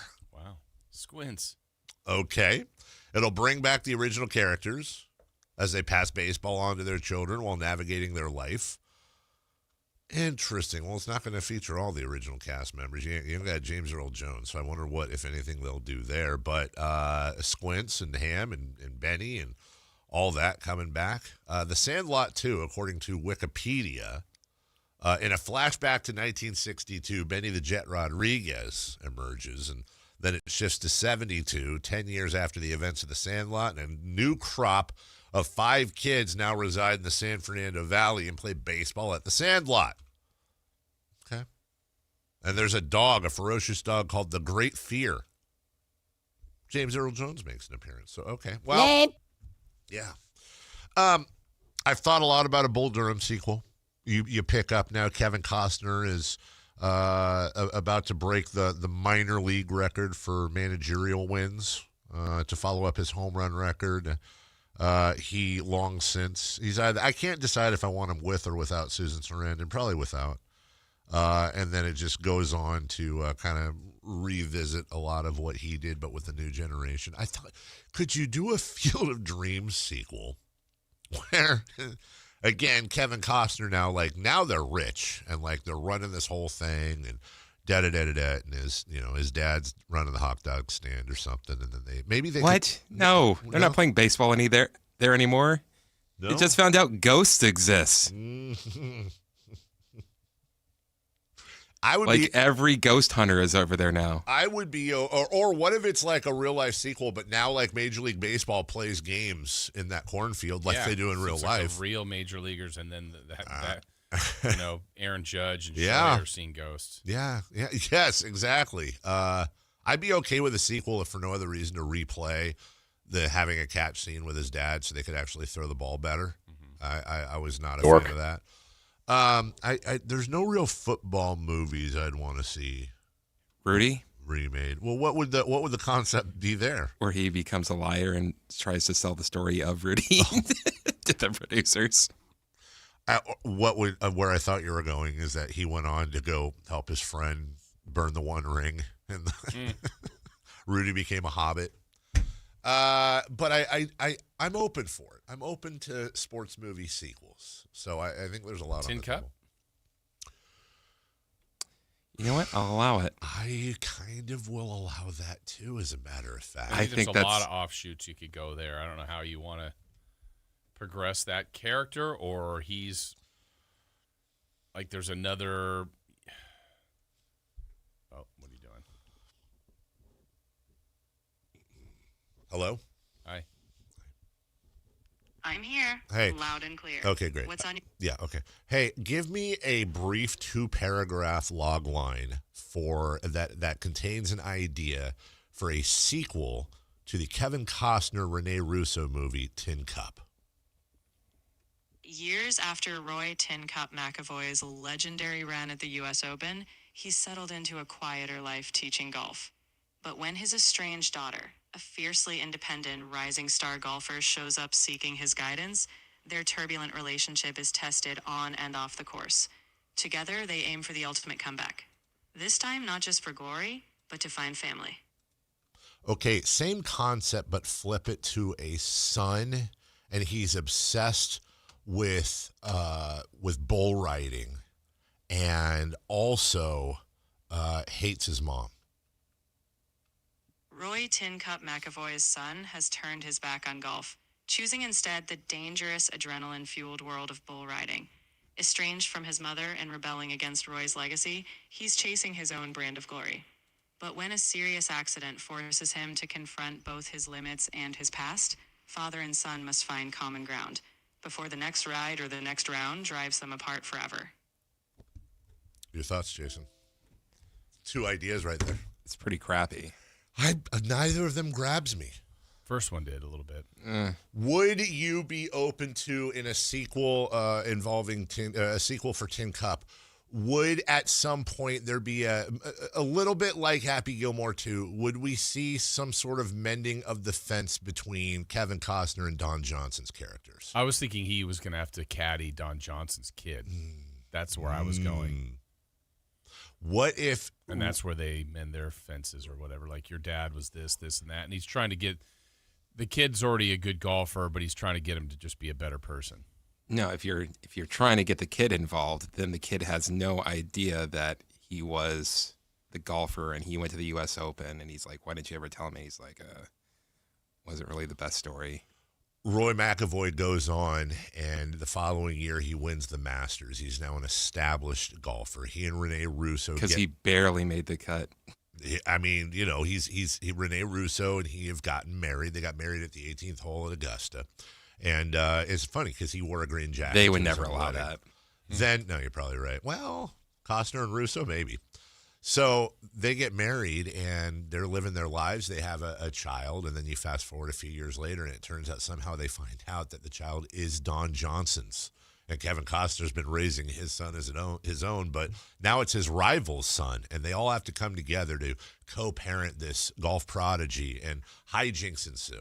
And then because Kevin Costner won the Masters before, he gets invited back, and he's on the final Sunday against his adopted son, who's better than him, but he's got like one more return at glory.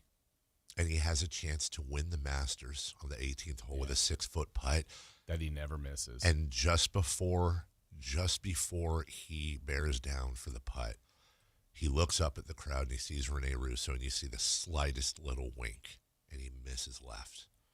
And his son,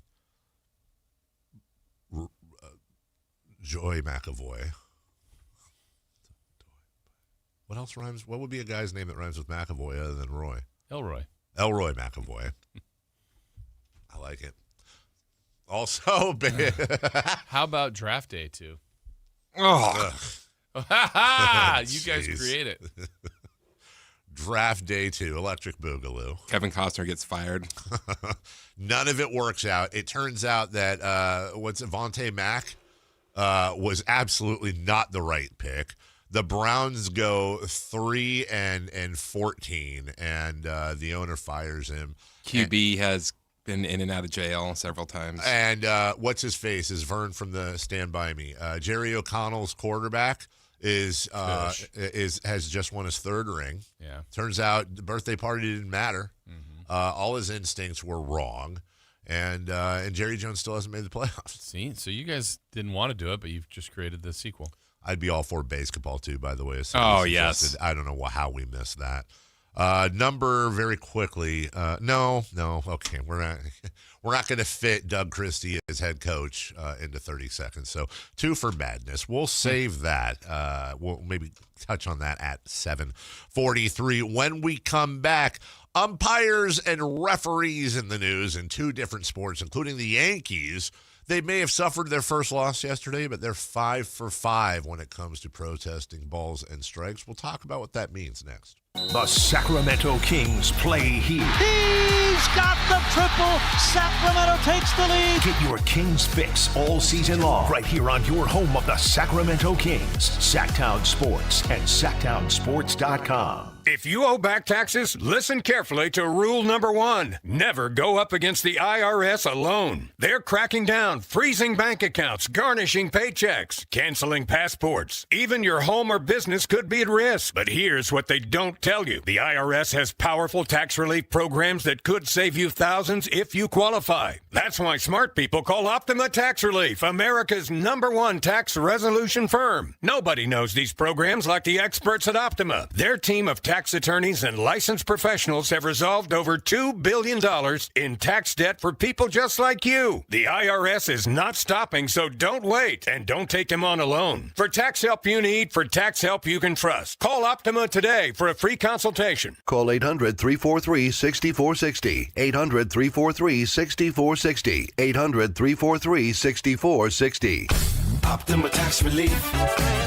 Some restrictions apply. For complete details, please visit OptimaTaxRelief.com. Spring is here, and there's really nothing better than hitting the open road in a new Honda. Whether you're shopping new or pre-owned, Stockton Honda has the selection and savings, plus get top dollar for your trade. And while life's roads are often filled with bumps, buying from Stockton Honda couldn't be smoother. Wherever the road you travel might lead, Stockton Honda is happy to get you there. Come in today or go to StocktonHonda.com. Anytime, anywhere, it's all here.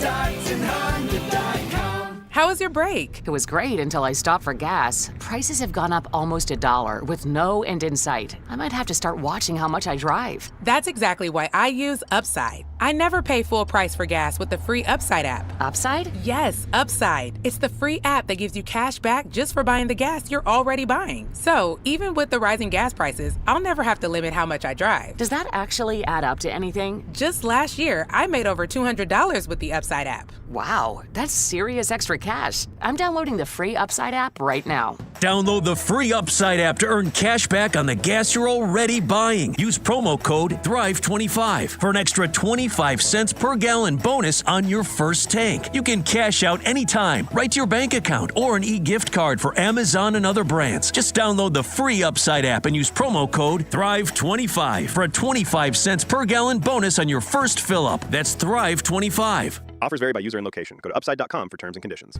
To infinity and the ballpark. Join the Sacramento Rivercats for Toy Story Night on Saturday, April 11th, and then bring your best furry friend to Bark in the Park on Sunday, April 12th at Sutter Health Park.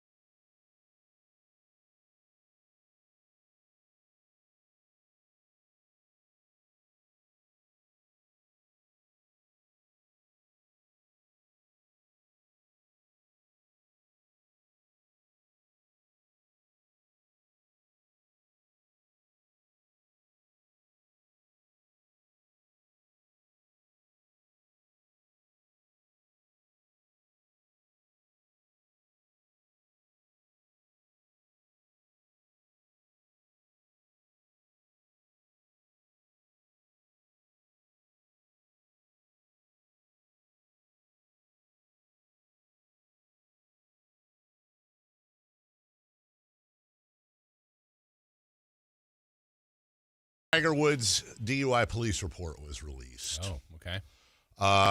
Woods said he glanced at his phone when the car ahead slowed down. Officers observed Woods as lethargic, slow, and, quote, sweating profusely. 2 white pills were in his pocket. Turned out to be hydrocodone. His eyes were bloodshot, glassy, and extremely dilated. So that's not great. Loose pills in your pocket is wild. I couldn't agree with you more. I don't just get help, Tiger. This also, weirdly enough, I saw this story. Didn't know where to fit it in. I guess I'll fit it in here. It's kind of perfect and light, but didn't plan it this way. Uber is releasing a new category. It's Uber Golf. Well, what's Uber Golf, you say? What's Uber Golf, Dave? Thank you for asking. The Jason. game of golf. As part of Uber Reserve, it's regular Uber, but it's been aged for 3 days in an oak barrel, or 3 years. Uber Golf are rides to and from a golf course. You can reserve it up to 90 days in advance. So the golf version of Uber X would accommodate 2 guests, 2 sets of clubs, and Uber XL golf version would be your whole foursome plus 4 sets of clubs. Look, I actually think this is awesome because, look, I'm not, you're not, but let's be honest. It's not for me, but I know what you mean. A lot of people, dare I say more than some, when you hit the golf course, you're having a few. You know what? This sounds perfect. Yeah. And we get a chance in the summertime to play in quite a few tournaments. Yeah. Like just tournament sponsors because absolutely. As you go around holes, there's different things. Yes. And that's very nice of these companies to come out and sponsor, and there's drinks, and people have a good time. You and I have played a lot of these Mm-hmm. tournaments. You couldn't be more right. And look, I'm not going to, look, everybody should have their own set of self-discipline. Yes. I get it. But sometimes you need a little help. Let's be honest, dude. You get out there, you got the day off, or maybe you just came from work. It's 11 a.m., 10 a.m., whenever you tee off. And every single hole at the good tournaments, every single hole has drinks, coolers full of beer. Yep. And by the time you get around to the back 9, Yeah, the beers are gone. There's like soda left, no water. You're like, guys, are you drinking any other things? No, besides beer? and a lot of times it's hot all day. You're dehydrated already. I have literally, no joke, seen multiple people pass out on not seen, one I saw, but pass out on the golf course. Yep. One passed out and had an accident on the golf course. It gets a little, and then you have a quick dinner, right, with more award ceremony, whatever, and then all right, everybody drive home. Yeah. What could possibly go wrong? Right. So I actually do like honestly, what I hope comes out of this too is it would be nice, and maybe this already exists, and I'm happy to be educated on this, but it would be nice to have like golf courses have like direct, like if I owned a golf course, for example, like maybe you have like a little red phone that you pick up and it automatically, well, I mean, everything's on the app, so whatever, but you have these relationships. We got you. Absolutely. Yeah. And maybe you can order the Uber Golf, and if you do order that, I mean, why would this not work for golf courses? You order Uber Golf, and then through the same app, maybe you can book your foursome, and you get some sort of a discount for not driving. Yeah. It would, I mean, from a business side, it would probably encourage people to drink more because they know they're not driving. I know this is a manpower thing, and maybe this wouldn't work in my idea, just thinking it out as it goes. But, like, let's say we'll use us, where even though this wouldn't apply, but we shouldn't be driving. We utilize this service. Yeah. But also, so like 2 drivers come out. Yeah. Like one car. Yeah. Because the second one drives your car home. Second person. Oh, my goodness. Now, some people would feel funny, like, you can't drive my car. Yeah. I was like, well, no, that's a great you service. don't want to go back to the course at some other point another day later to get your car? I have been around friends of mine, back in the day when we were all, doing our thing, and I know that some of those decisions, like maybe they go, yeah, I probably shouldn't drive home. They know that in their mind, but they don't want to do the thing where they got to work the next day. Right. They don't want to do the thing where they wake up, somebody's got to take them back to the bar, pick their car up and all that. And I want to say that service, I mean, that to your point about an Uber service, like you just, yeah, exactly. Uber comes out with 2 people. Yep, I'll take your There car used to be a volunteer service that did that. I know that Palm Street, the bar I used to hang out at, Carmichael, back in the day, they had a service like that for a while. That's pretty cool. Where you could do that in the corner. I had a couple people drive my car home from the Limelight. I mean, honestly, what and it was like a volunteer service, like it wasn't a charge or anything like that. Wow. Like you would tip them. Oh, that's cool. See, and that's, can I, It's responsible, that's smart. We got to move on, but can I ask, since we're on the subject, can I ask a question without getting yelled at by people? This is one of those, again, I'm ignorant. I don't understand it. I'm sure there are reasons. I really am. But let me ask you this. If there was, and I know people always love when government gets involved in their lives. I think everybody loves that. And this is for my guy MC out there who I know loves this. But really, and I'd actually like to hear his opinion on this too, because I wouldn't say he's an absolutist, but he has very clear views on things. Why is there not a mandate that with every car you just simply have to blow into the thing in order for it to start? I think that's coming. Is it? I think so. Like other okay, moving past the whole civil liberties and I have the right to drive drunk and all. Like, is there like I'm asking. I don't know the answer. Is there like there's a little thing that's right next to your steering wheel that you can kind of move back and you blow into it, and 3 seconds later, it starts up. But hey, if you're 0.8 or above or whatever it is in your state, you can't get in. Now, and by the way, I understand that there's ways around that. You could have a passenger who blows in. You have to make your I get it. But I got to think that would greatly reduce driving while drunk. And by the way, if maybe it's a volunteer thing where you could choose to have that as an add-on, and like insurance companies like give you a fat discount on your insurance. I don't know, but yeah, is there? I'm trying to think. Like what's the thing where I remember athletes used to say this where I took the test, but I had a poppy seed bagel this morning. Yeah, and it tested for heroin or whatever. So was it like mouthwash or something? Yeah, would you test? maybe. I don't know if there's anything else. I'd love to hear that answer, but honestly. That's one little wrinkle. Maybe that's what it is. Still worth. Honestly, the only thing I can think of, this is like the dumbest thought in the world, but the only thing I can think of is like, I don't, this is the first thought that popped into my It's so stupid, dude, how my mind works. It's like, I was thinking like Texas Chainsaw Massacre, and maybe you had a few at your house and you're trying to get away from the guy or whatever. Obviously not that, but maybe you're in a peril and you weren't breaking any laws, but you gotta, okay, let me give you a real one now that we're thinking about this. And again, I'm not making light of this. I'm just trying to think. Husband and wife are at home. They're both having a few. A husband gets abusive. She's trying to escape and drive away from him. He's running after her. She's going to blow over 0.8. Trapped. She can't start the car. Horrible things ensue. I mean, maybe that's it. I don't know. I truly don't. But you also don't want her driving if she's over. No, I know, but I'm saying that's an extreme example. No, and we're doing an extreme example. I'm saying I don't know. Is this the right thing to say? I would rather her be able to drive away impaired than I don't know. I don't know what the answer. That's well, you as a non-drinker, wouldn't you find it annoying? Like, why do I have to keep doing this? No. No? No. Not if it made real differences. If all I have to do is blow into a thingy dingy for 2 seconds and wait 2 seconds to start my car, and that meant that drunk driving accidents went down by X percent.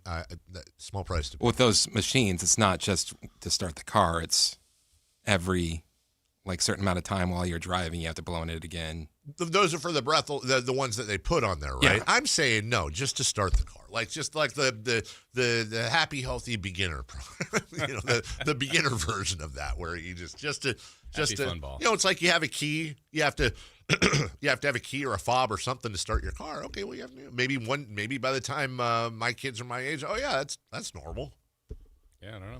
I don't know. So, anyways, the Yankees went 5 for 5 protesting, or have gone 5 for 5 protesting balls and strikes. What's interesting about this development, Jason, is the crowds are getting into it now. I freaking love that. Here's the problem. Who was it? C.B. Buckner, the umpire, was not having a good record. No. Is this the beginning? It's like 8? Yeah, it was something crazy like that.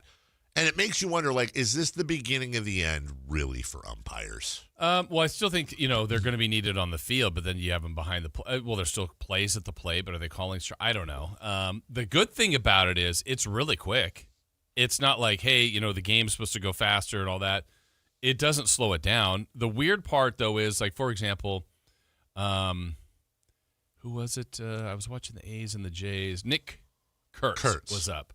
And I believe it was a 2-2 pitch, called a ball, so 3-2, and, catcher taps ahead, and he's like, all right, and then they wait, and you could, on the screen, anticipation.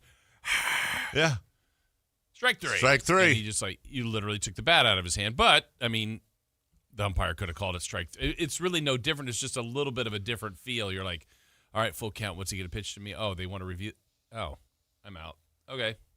It's a weird process, but, I mean, we want the call to be correct, right? I don't know that we've seen this yet, but when it comes to here's one place where it kind of a walk-off win this way. It's even. I was just thinking bottom of the ninth, home team, 2-2 count, man on third, called. It's a ball, right?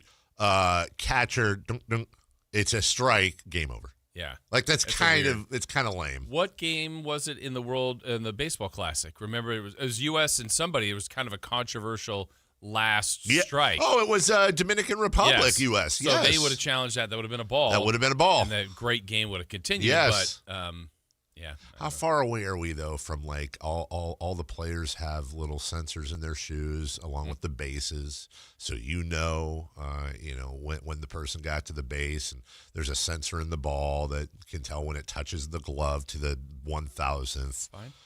I mean, at what point are we just like, yeah, we don't really need umpires? And then they'll go, we don't even really need players. It's just AI out there. Yeah.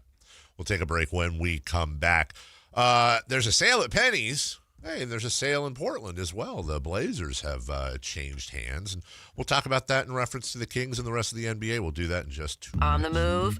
Got somewhere to be? Take Sacramento Kings basketball with you. The Sactown Sports app will let you stay connected to your passion. Never miss a moment of Sacramento Kings basketball with the Sactown Sports app. When you take the time to shop at Folsom Lake Honda, there's one thing you'll always find: happy people ready to serve you. As a family-owned and operated dealership since 2009, customer service is our #1 priority. Our customers love doing business with us, and you will too. Looking to own or lease? During the spring sales event, drive a brand new Accord or Civic. Visit us today at FolsomLakeHonda.com, your one-stop Honda shop. Folsom Lake Honda.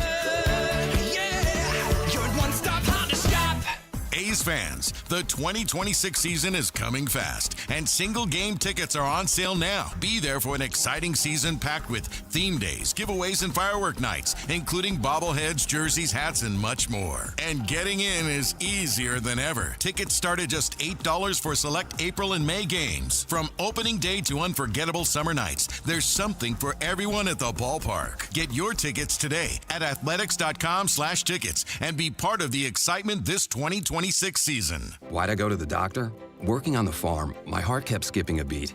I didn't think much of it, but my daughters made me get checked out. Turns out I have atrial fibrillation, which increases the risk of stroke about 5 times. Symptoms like irregular heartbeat, heart racing, chest pain, shortness of breath, fatigue, or lightheadedness can come and go. But if it's AFib, the risk of stroke remains. If you have symptoms, contact a doctor. I'm so glad I did. Visit notimetowait.com. Sponsored by Bristol-Myers Squibb and Pfizer. Meet iPhone 17e. A whole lot for a lot less. With an almighty all-powerful A19 chip. And Ceramic Shield 2, built to survive this. And this. And a 48-megapixel fusion camera with 2 times optical quality zoom and next-gen portraits. And double the starting storage of iPhone 16e. And long-lasting battery life for hours of watching the studio. That's the dream! And it comes with Apple Intelligence. And you can charge it with USB-C or with MagSafe accessories. And a whole lot more, all for a lot less. Get the new iPhone 17e at AT&T today.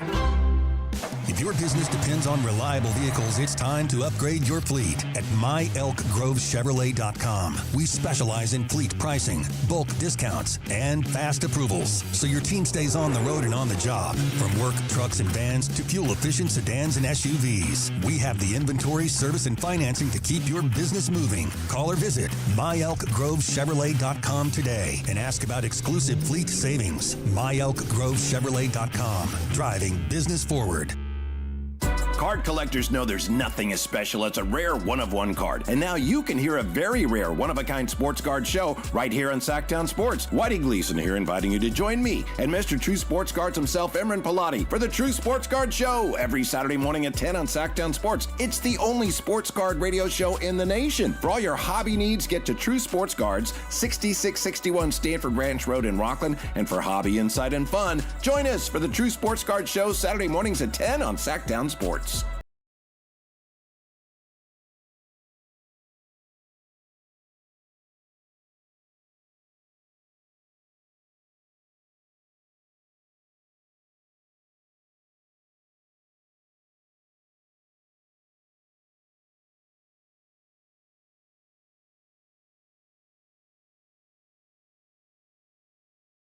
Good sources, and he just kind of tells it as it is and gets to the point. Jason Ross. He has a lot of pretty smart things to say. He's good at what he does. On Sactown Sports. During the break, I was trying to kind of develop a new game with Papa Shot, like Papa Shot Horse from around the studio.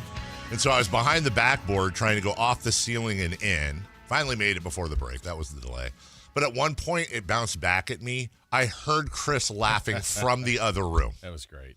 It was great. Through soundproof glass times 2. It was great. I've seen this from a couple people. We were talking about sports movie sequels. I've seen a couple people say The Big Lebowski. That's not a sports movie. Well, Chris says it's not a sports movie. I'll leave that to the arguments. I don't like talking about it because every time it comes up, what's about to happen is going to happen. I didn't like the movie. It's not. Let me put it a different way. I enjoyed Draft Day more than I enjoyed The Big Lebowski. I don't hate it. I don't even dislike it. You just don't get it. Yes, it's like The Big Lebowski and it's also the discourse that surrounds The Big Lebowski. It's very similar to when I talk about Radiohead. It's in that exact category, and Chris couldn't have said it better. It's not that it's a great movie, and it's always what is wrong with you, and you just don't get it. No, I get it. I watched it. I understood it. I've seen it more than once. I get like you're out of your element. I just did not find it great. Yeah. It was, you know what? The Big Lebowski, to me, it's one of the movies of all time. That would be my take. It is definitely one of the movies I've seen of all time. But then I see like people, and by the way, if you love it, that's your thing, awesome. It's just amazing me. There's like literally Big Lebowski conventions. Yeah, not for you. It wasn't my thing. It wasn't. Think about like in musical terms, like, hey, maybe some people are super into Justin Bieber. Some people are like, I respect it. Love the actors. But if it had a Fast Times at Ridgemont High, like end of the movie where it says, this Jeff Lebowski ended up going to UCLA. I mean, it would have made it a little better. I'm just not a Coen Brothers guy, period. Like, they're fine. I respect what they do. They're obviously incredibly talented. People love them. Oh, Brother, Where Art Thou is probably by far my favorite one of their movies. It's just, some people want to watch movies to make them think. Yeah. You like True Grit? I don't know that I've seen True Grit, to be fair. Although I did read something the other day that said that's their most underrated movie. But like Raising Arizona, Fargo. Fargo's fun. It's fine. It's fine. Remember the wood chipper? That was neat. That was a good time. The Portland Trailblazers. They have sold. And we talked about this. Cash grab! It is definitely a cash grab. We talked about this a couple weeks ago, Jason, that we may be seeing. It's going to be a very interesting time for ownership in the NBA. And I would imagine, again, over the next 4 years, I would say there's probably going to be a good third of the league that turns over. That's going to be my guess. What's going to be interesting, though, is when you have these benchmarks coming up. You have the TV deals that have been finalized. You have expansion coming up. You have the increase in valuations coming with the expansion fees that will be paid. You're going to have your group that's going to wait for that, and then you're going to have your group that capitalizes on that in advance. Now, the Blazers have been sold at a 4.25 valuation. Excuse me. Now, again, not to get too nerdy on this, but it's important to understand that doesn't necessarily mean if you bought 100% of the Blazers that the valuation would be $4.25 billion. I don't know what percentage of majority ownership was bought, but again, controlling interest in a team, those shares are always going to be worth significantly more than if you and I wanted to buy 5% of the team just to be investors. Right. But they're at $4.25 billion, which I imagine is also significantly higher than whatever the last Forbes evaluations were. Excuse me. And so it makes you kind of wonder, well, where are we going here? Now we're up to $5 billion. Okay. Now we're up to $5 billion, but we're also entering a world in expansion where it's going to be $7 to $10 billion. what does this mean for? And by the way, I'm not saying like, hey, Vivek's going to sell the team. I'm saying if he wanted to, right? First off, man, nice profit. Secondly, right now, the Kings are listed to be worth over $4.5 billion. Yeah. Let me ask you this: if you had the financial whereabouts to do this, would you rather buy an existing team, whatever team? Not like I'm telling you which team to pick. I'm just saying one of the 30, or a fresh start where you're paying more, but it's kind of like, well, Seattle's a rebirth, but Vegas would be a brand new team. I've thought a lot about this. So Seattle, Vegas, or a brand new team. Or an existing team. In order to make this fair, of course, I assume you are eliminating the Sacramento Kings. Yeah, because I think you just say that just because. It's 100%. As a matter of fact, if I were, if I had Larry Ellis and Elon Musk, whatever money, Jeff Bezos, if I had enough money to where I could do whatever, I actually thought about this because there's no team I'd want to own more than the Kings. Right. I think it would prevent me from entering NBA ownership because I don't want to buy another team. I don't want to root for a team that's not the Kings. I don't want to root against the Kings when my entire interest in owning a team would be to own the Sacramento Kings. And if I got that kind of money, it would be the greatest. It would be the greatest thing ever for Vivek Ranadive because I would just go up to him and be like, dude, this isn't a negotiation. This is a deal you can't refuse. You have all the leverage. What's it going to take? And whatever, unless he said like 100 trillion, but honestly, I would happily, ecstatically overpay massively to the point where there'd be like the NBA would be so into me buying the team. Right. Like it would make all the news because it'd be like, wow, the Sacramento Kings were just bought by sports radio tycoon Carmichael Dave for triple their value. Dave just bought the Kings for $15 billion. Because if you have that much money that you can do that, what the hell am I negotiating? Just give me the damn team. I want to own them and have fun and let's win a title. And I would be the Steve Cohen of owners too with the Mets, in the sense that I'd just be like, however, I bought this team to lose money on it. So what's it going to freaking take? I know we can't buy a championship, but you're gonna try. We're going to spend like the LA, New York team. Let's just go. Whatever we can do. Who's the best GM in the league? I want to make you an offer you can't refuse. Now you hire everybody on the basketball side. Just tell me where to write the check. That would be my ownership. And then I have zero opinion on basketball matters. I'm just going to sit and you know what I would do, Jason, if I owned the Kings? By the way, this would be one of my things. I would have 4 seats right at center court, right? One for me, one for whoever I wanted to bring.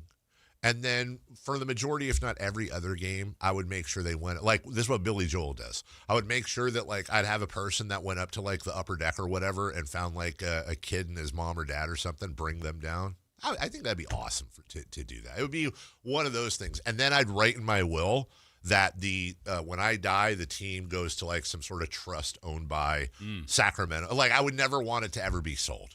So not Mason or Avery. No, because I think it'd corrupt them.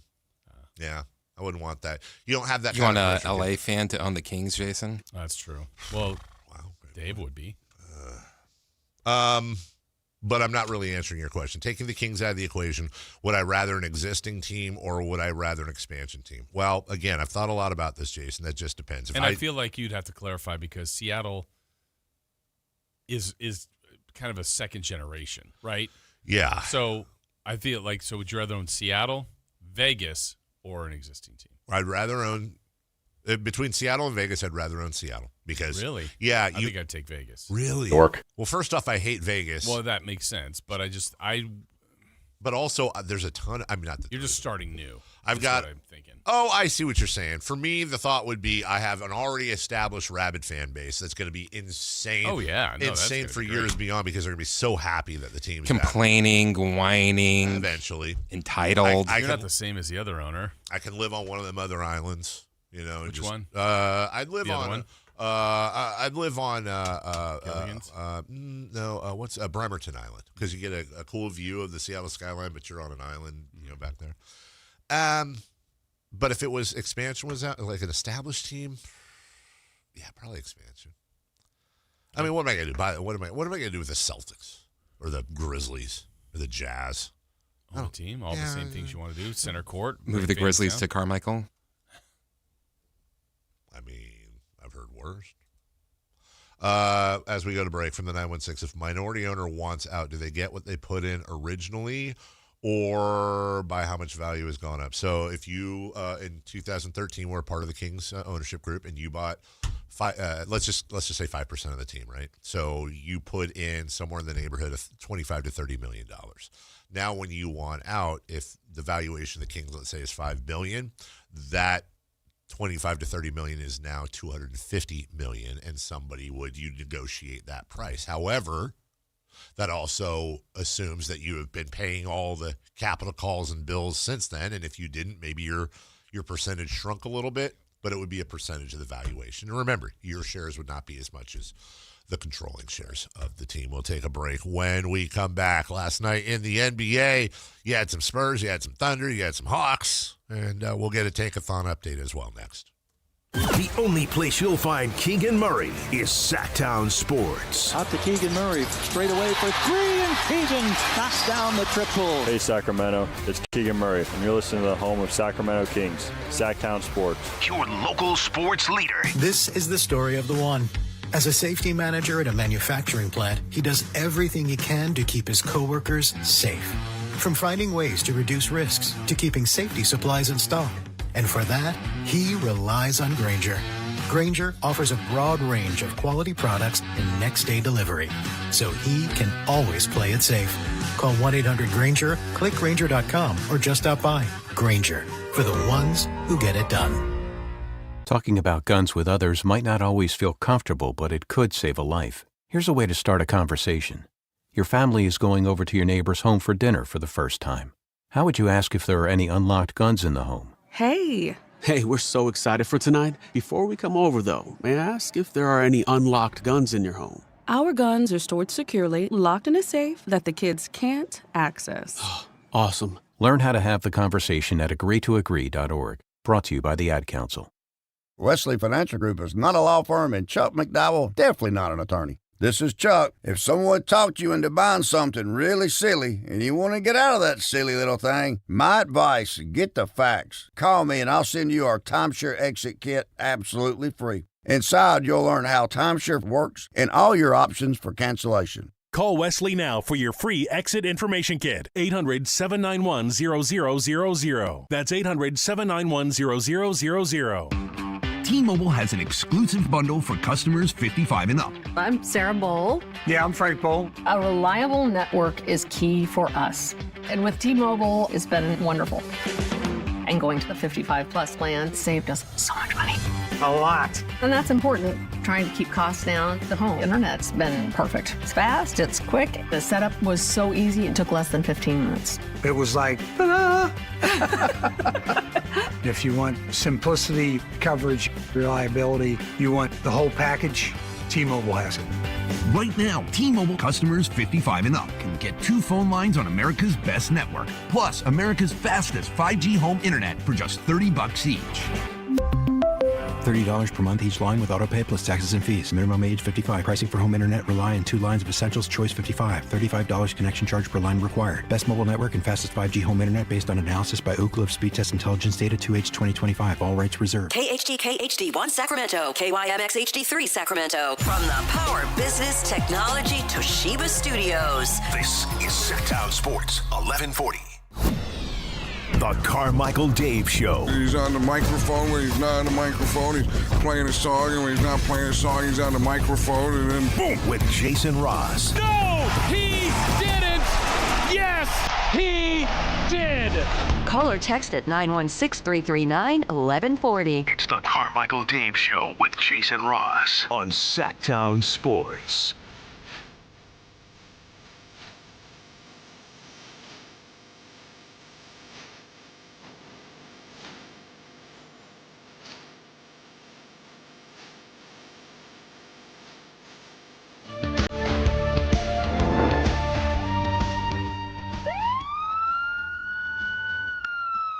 It's April 1st. You know what that means.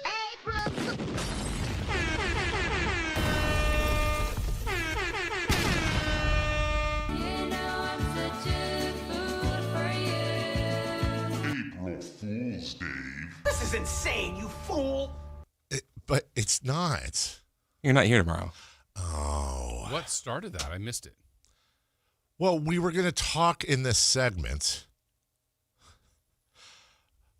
We were going to continue our 3 for Madness third question about the future of Doug Christie. Mm-hmm. You mentioned during the break because I thought we had a clip, and you said, "Hey, why don't we let's throw that in this?" I said, "Fine." Yeah. Then you said to Chris, "Hey, didn't you have a clip?" Yeah. He said Chris he had a said, clip. "Yeah, it's in Daily Audio." Right. I went, "Okay." So I opened up Daily Audio to I didn't hear it. The clip labeled "Doug on his future with the Kings," and this was it. And I have it turned down now. And now I have it turned up, and now it's not playing at all. Okay, You broke it? Okay, here we go.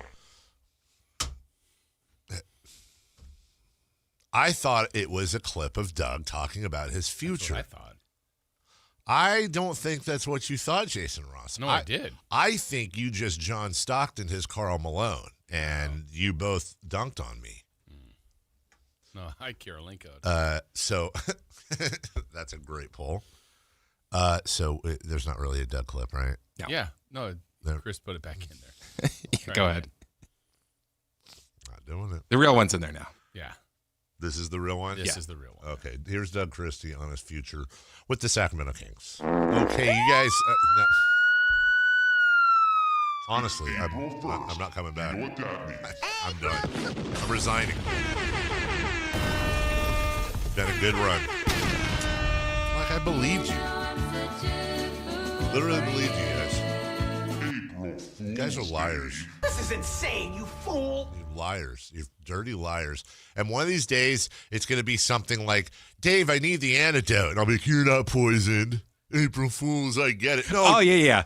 I told my friend on Sunday, I have ruined all of my relationships because I am the boy that cried wolf. You are. It's going to be that. It's going to be like it is. Chris Just will hope we don't need the antidote. He'll be lying there dying and like barely breathing. Like, "I just need you to, use the needle on the thing." I'm like, "Okay, Chris, get up." No, I'm serious. And you have the needle. And I have the needle. Well, I know where it is. I can break the glass. One of the things I used to do to my friend is if we were meeting someplace and I was late and they called me saying like, "Hey, where are you?" I would say like, "Oh, I'm at the bar." And they go like, "I don't see you." I'm like, "I'm right." "Oh, yeah. I'm like, I'm waving my hand." I'm like, "You can't see me?" I'm waving my hand. And they're like, "No." I'm like, "Wave your hand." I'm like, "Yeah, I see you waving your hand."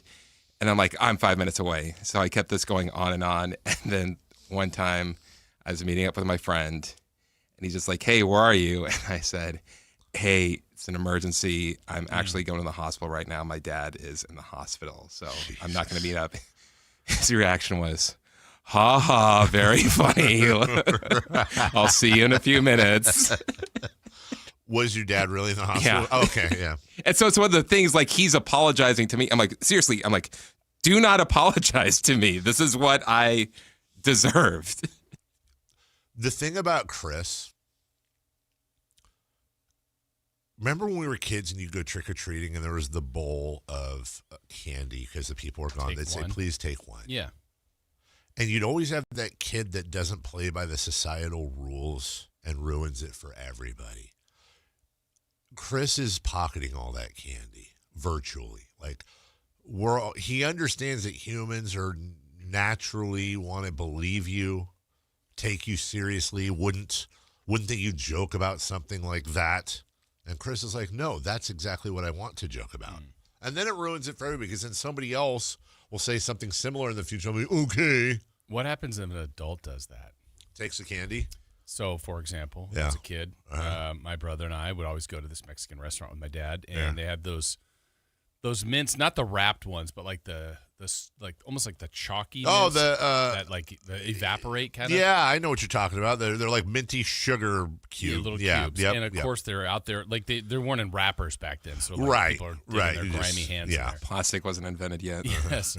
So the thing is like, take a mint on the way out. And I was always like, that's so cool, a little treat on the way out. And then I remember like my dad would get in the car and he'd have like 5 in his hand. I'm like, wow.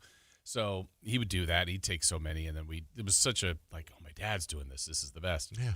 Then one of the days he might have been ahead of me and whatever we got there. And I'm like, oh, there was no candy. There was no basket or whatever. And then we got in the car. I'm like, hey, Dad, they didn't have any. And he's like, oh, really? And he had the whole basket. He took it. No. I thought it was the greatest thing that had ever happened. No. I love it. You're putting me in a horrible position. Say it. I'm just moving on. No. No, I'm not. That was great. Or was it not? Are you going to say something about my dad? Nope. Say it. I now understand why you fed Pop Rocks to a dog.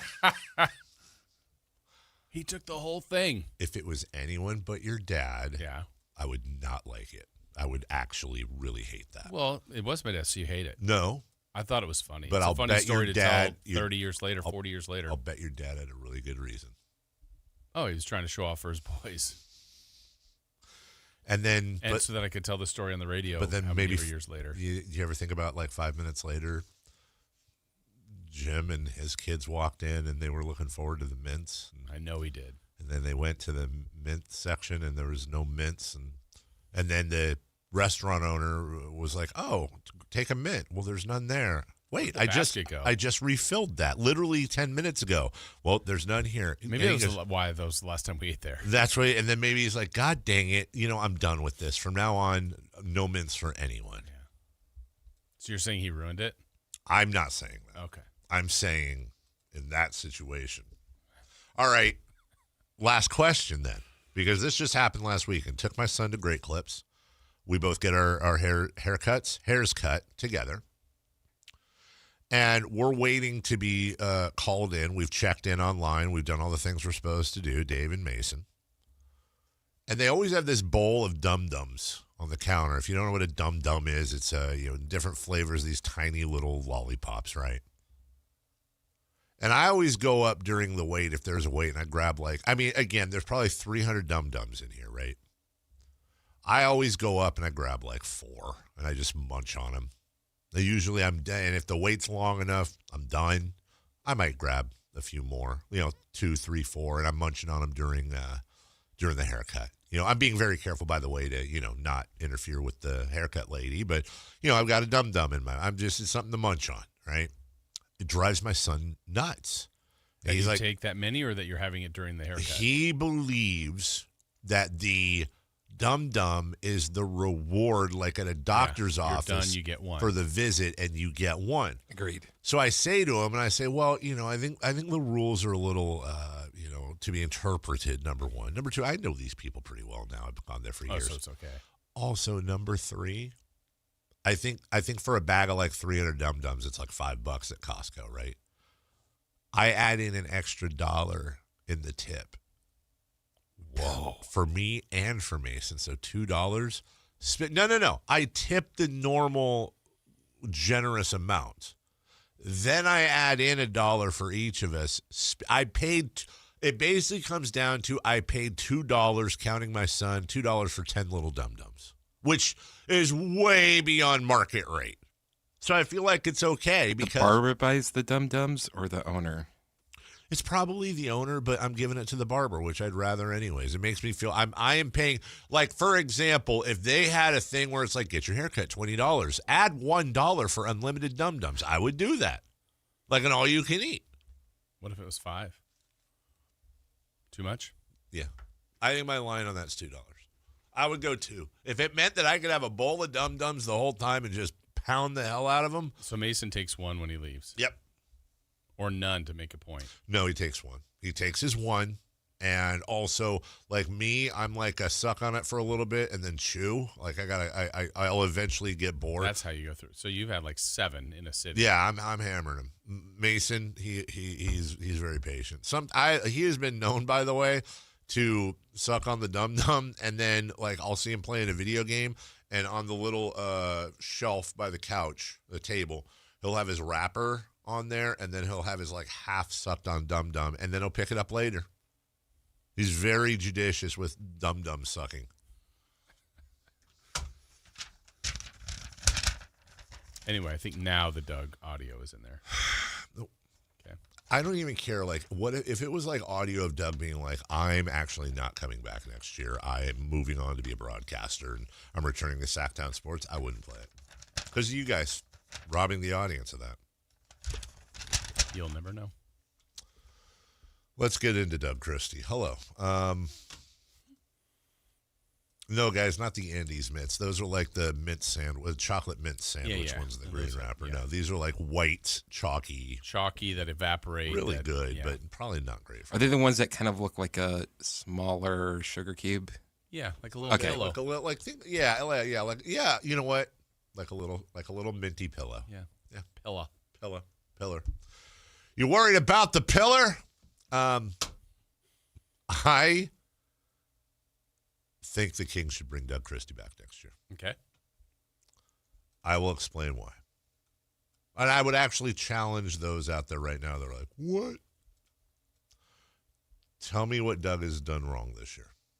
Give me an example of Doug coaching poorly. I'm not talking about, well, they won those extra games and they really shouldn't. Do not come to me with Doug should have lost more games or tanked or played the rookie over this guy because we beat this team. His job is to win games. They're not doing the tanking thing. That's front offices and ownership and all that. It's not Doug or players, so do not bring that to me. If you want to bring to me rotations, if you want to bring to me use of timeouts, hell, I'll listen to challenges. Whatever it is. Yeah. I need you, if you are anti-Doug returning, I need you to make the case when it comes to coaching basketball and why. Would another coach have made a difference? Would another coach have won more games? Did we want to win more games this year? How many more games would that other coach, and who is that coach, by the way, how many more games would they have won? I'll tell you why. There's one big reason I'll give you a multitude of reasons why I think that it makes sense. Number one, he's, I believe, still the cheapest coach in the NBA. Screw it. Now, it's not my money. I don't care, but whatever. It's a bargain at that rate. That's the least important. Number two, Dylan Cardwell, Maxime Reynaud, Neat Clifford, Daquan Plowden, Precious Achua, at different levels of their careers, the coaching staff is developing players. Now, you may argue, well, these players would develop regardless. Well, okay, but then now we're just picking and choosing. When at the beginning of the year, when you and I said this team was going to be some form of terrible, the thing was, let's come out of this year, A, with a great draft pick, hopefully, and B, let's figure out what these young players are. And that's also when we thought they'd be healthy. That's right. And let's be honest, the lack of health has helped in the development. Correct. But when you look at where these guys were picked, and really, let's be honest, Maxime Reynaud is a second-round pick. He's had a far better year than Nate Clifford. Yeah, exceptional. So they're developing players. On top of that, I have not the other part of it that I know fans care about less, but this matters. You're Doug Christie. This is your first year as an NBA head coach, and you're not that far removed from your playing days. So you're kind of caught in between. You got a foot in each.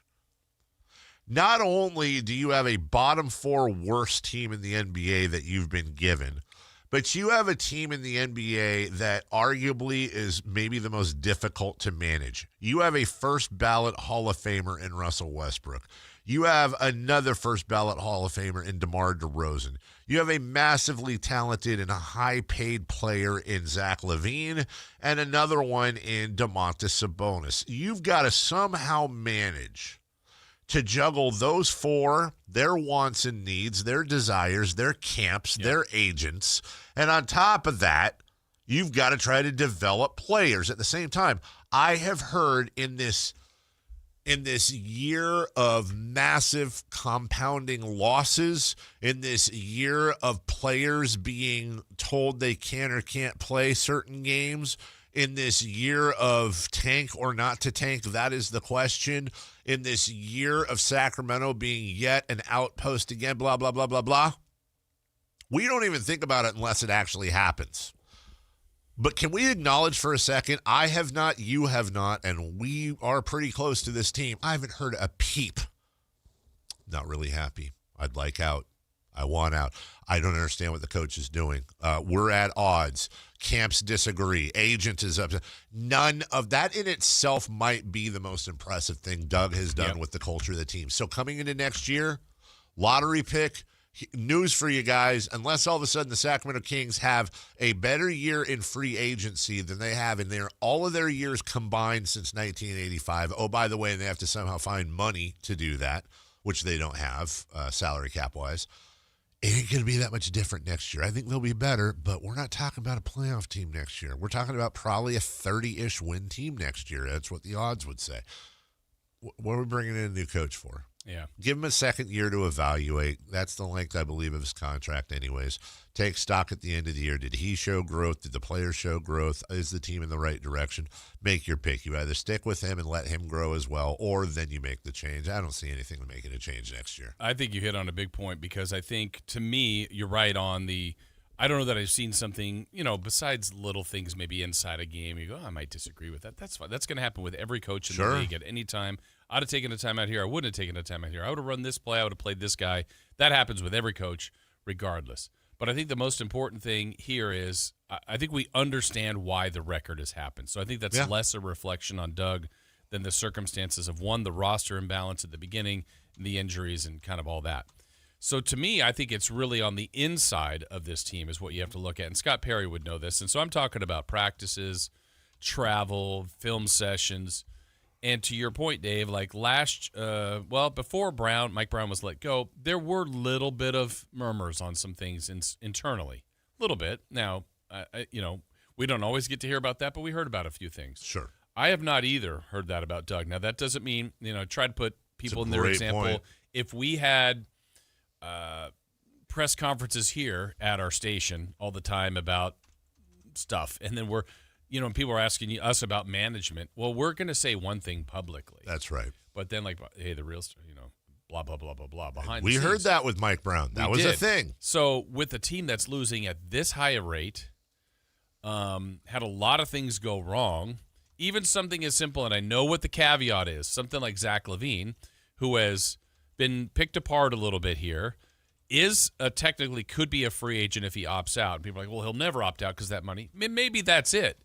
But if he was absolutely miserable, he could go, you know what, I'm turning down a ton of money, but I got to get out of here. I don't want to be on this team with this staff, this coach, this org. Again, I get the money is a huge factor in that. But happiness or that. So I just think, sometimes you hear of trade demands. I mean, we kind of got to that spot with Fox, right? Yes. In a roundabout way. They didn't have to do it, but you heard of things being wanting to go. So that to me is a carrot in the side for Doug Christie. But I also like internally, what is it really like? What do they know like behind the scenes? Like, hey, you know what? It's really the circumstance of the roster. We're going to give him another chance. If there's more murmurs, which I haven't heard, then maybe you have to evaluate it. But I'm with you at this point. I'd bring him back. Yeah, I just don't see. We talk a lot about.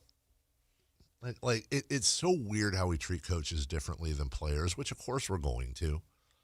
But for example, Nick Clifford has had, he, unlike coaches who just basically have wins and losses, and then you have to look deeper for there. It's not like they have specific stats for coaching outside of wins and losses, that are readily available.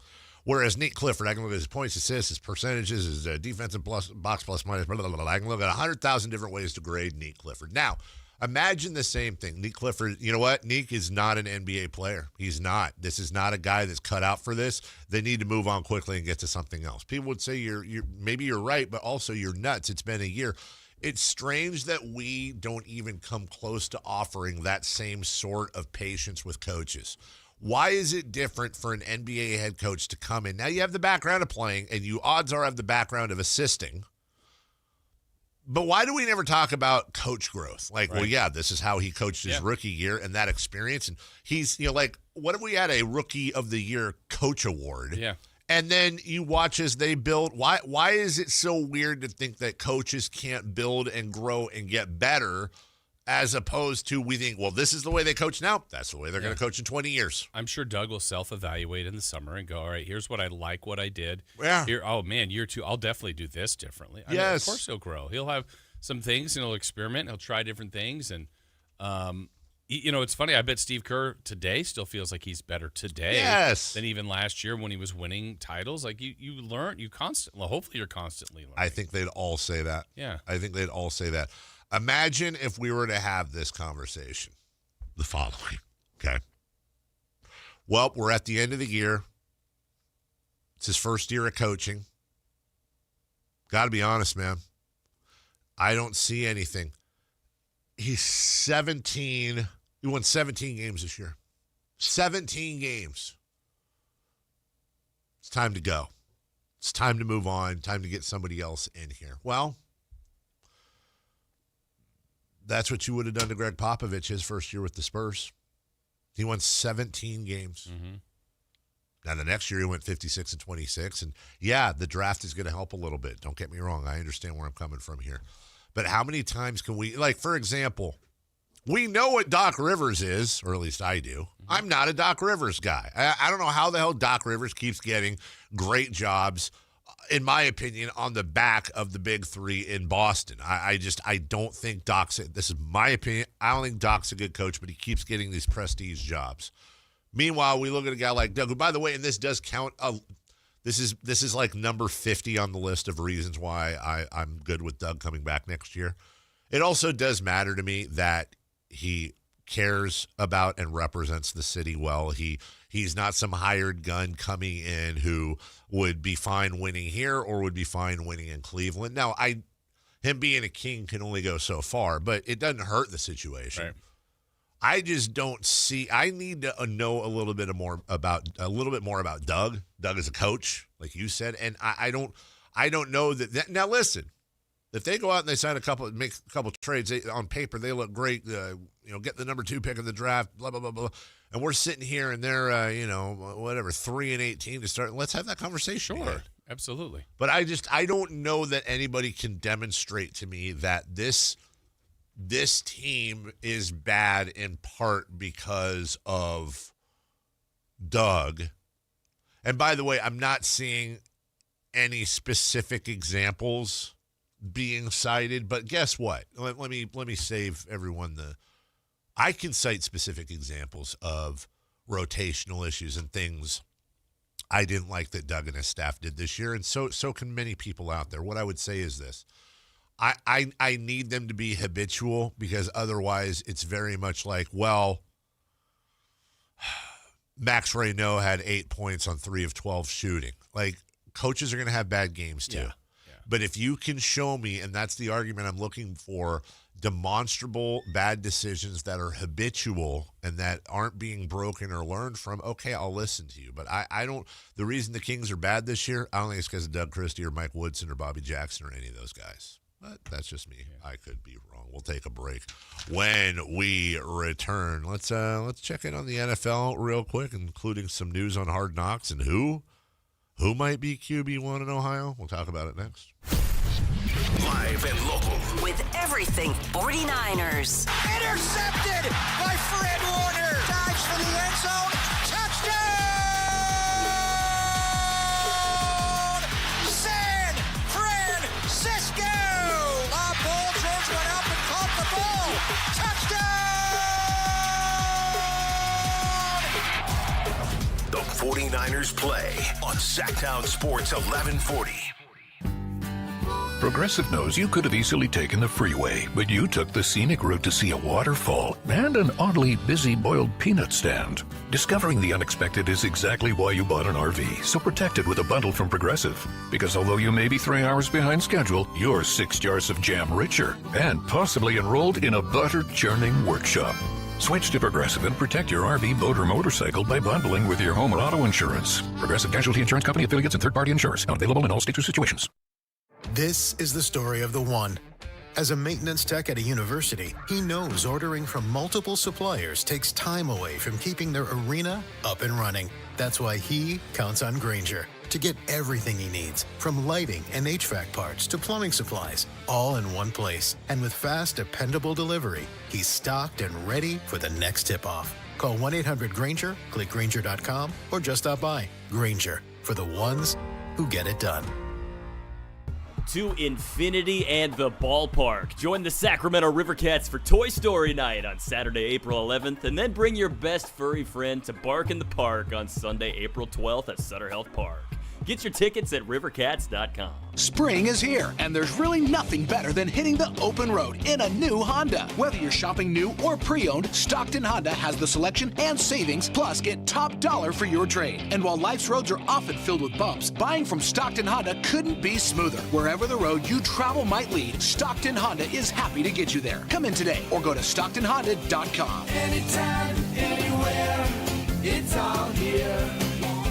StocktonHonda.com. Capital Casino is conveniently located in downtown, 411 16th Street, and has been a part of the greater Sacramento area for over 20 years.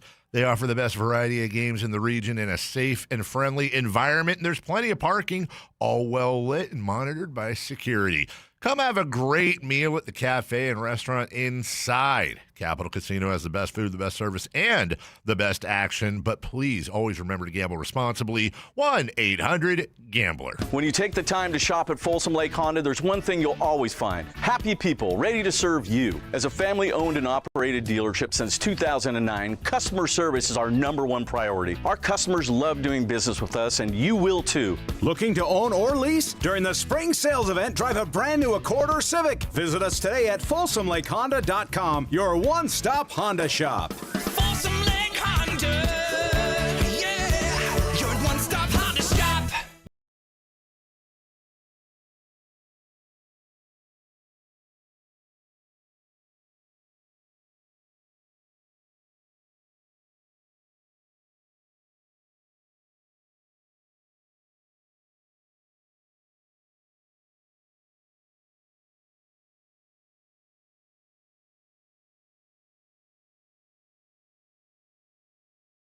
Okay. Because? Well, the first foray was Doug is a high school / college coach, not an NBA coach. And how is that? I said, please make the case why and just cite me specific mistakes in coaching. Okay. I'll give him credit. I'll give Yes credit for the response. Oh, no, good. thank you. Oh. Hey, honestly, it's kind of refreshing. No, I don't think I will. I'm going to opt out on that. So, he went on to say, I just want to try to plead the other case here. I don't give Doug credit for giving rookies minutes in a lost season. Any coach with a brain would do the same. Doug is the absolute worst coach I've ever seen at taking timeouts. I said, okay, well, which timeouts are you talking about, and what games? Like, give me an example of bad timeouts.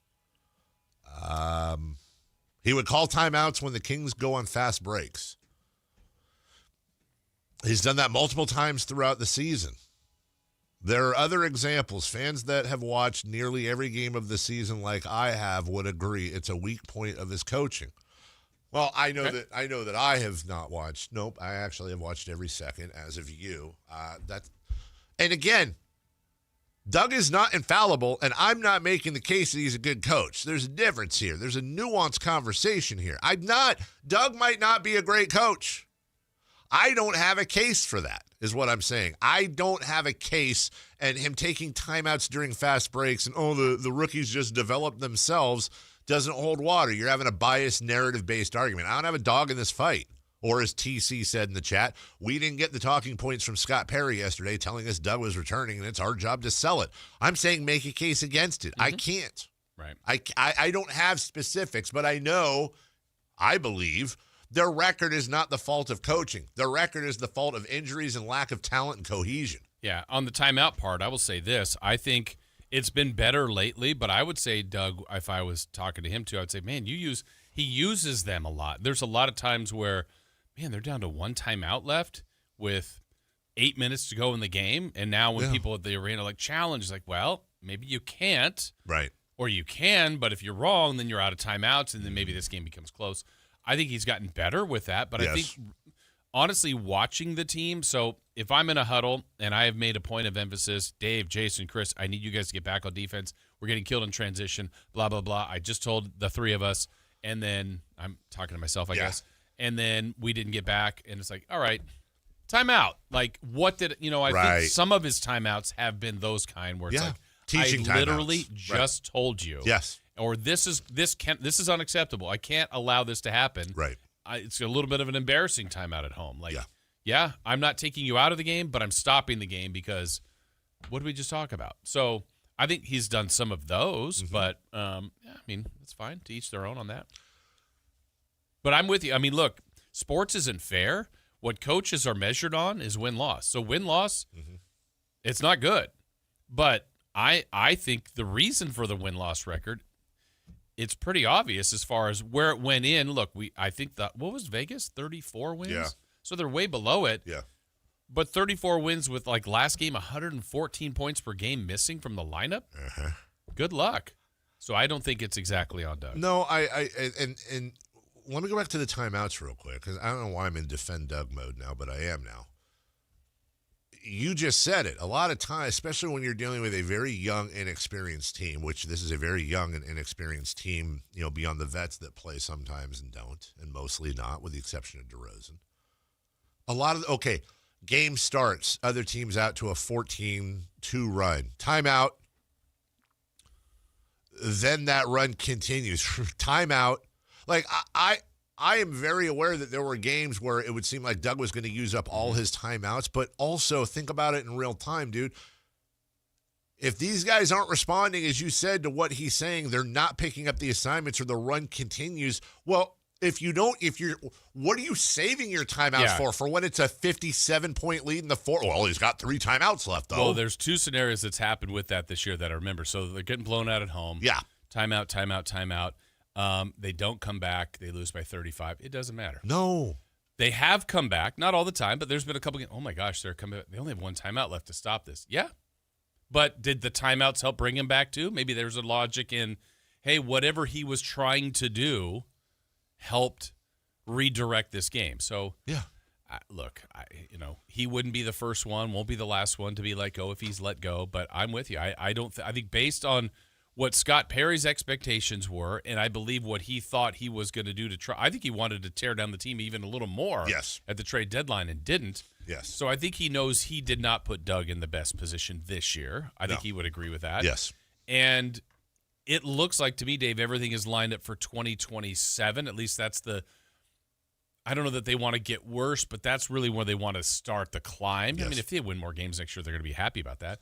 But if that's where it's lined up, then why wouldn't you at least let him coach next year? Yes. And watch his own personal growth too. And it's like, all right, let's keep that internal dialogue. Are people happy here? Is he running this right? Are we executing things the proper way? And then you know what? If it starts to look like you are, well, what would it look like if he had better players? And if it starts to look like it's really not, well, then you make the move. We did this the other day, but to your point about 2027. The Sacramento Kings next year have $203 million committed. That's top 5. Crazy. Especially for a bottom 5 team. Exactly. But the following year, which coincidentally is, I know there's some guarantees and partials and all that, but ended Doug's contract, I believe, team option. They have $98 million committed. And of that $98 million, 48 of that is DeMontis Sabonis, who very likely will be gone by this time 2 years from now. So now all of a sudden, also, you got a Malik Monk, $21 million. That's $71 million of that night. I mean, look at what they're doing. Look, if you look at the big chessboard, it's like, it's only, what did somebody just say? It's like changing your underwear 20 minutes after you put new ones on. Like, what is the point? What are you getting out of changing a coach next year? Now, I'll flip the script on Dave got the memo from Scott Perry. And by the way, I don't know this. I do not know this. I've no knowledge. I got it. Oh, you got it. I didn't. Sorry. I don't know if Doug's coming back next year. I truly don't. Maybe he is. Maybe he isn't. I have no info on that. I would bet, and by the way, I hope I'm wrong, because in order for me to be wrong, there will be success. I would bet my house and a car that he will not be back in 2 years. Okay. And what's my biggest reasoning?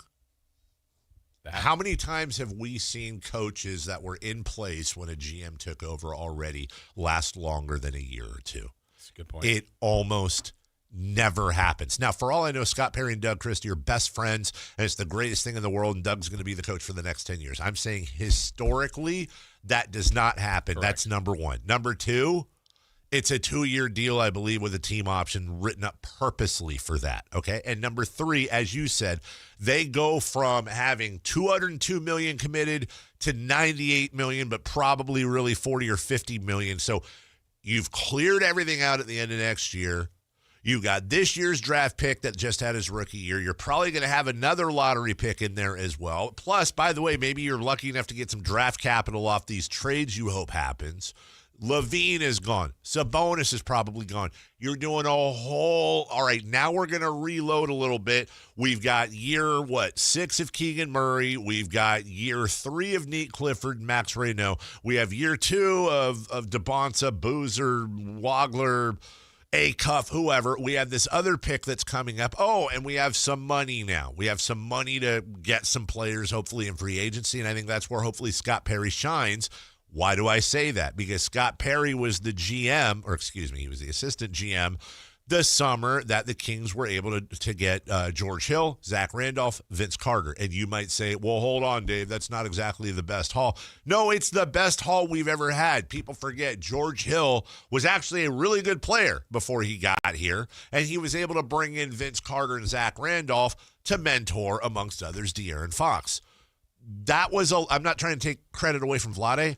That's a lot of Scott Perry's deep connections around the league. If there's one number one asset or a thing I appreciate about Scott Perry being the GM here, it's that the dude is a lifer and is insanely connected around the league. Half of the players in this league, he coached their dads. Yes. Like legitimately. And I guarantee you when we get into draft season, when we get into lottery season and this guy and that guy, you're going to, mark my words, you're going to end up finding like, well, you know what's weird is that in 1978, Scott Perry was actually roommates with Keaton Wagler's grandpa, and they were best friends and wrote a book together called How to Play Basketball for Midwesterners. Yeah. Wow, we're going to draft that guy. Like, that's going to happen. So I don't see a reason to get rid of Doug next year.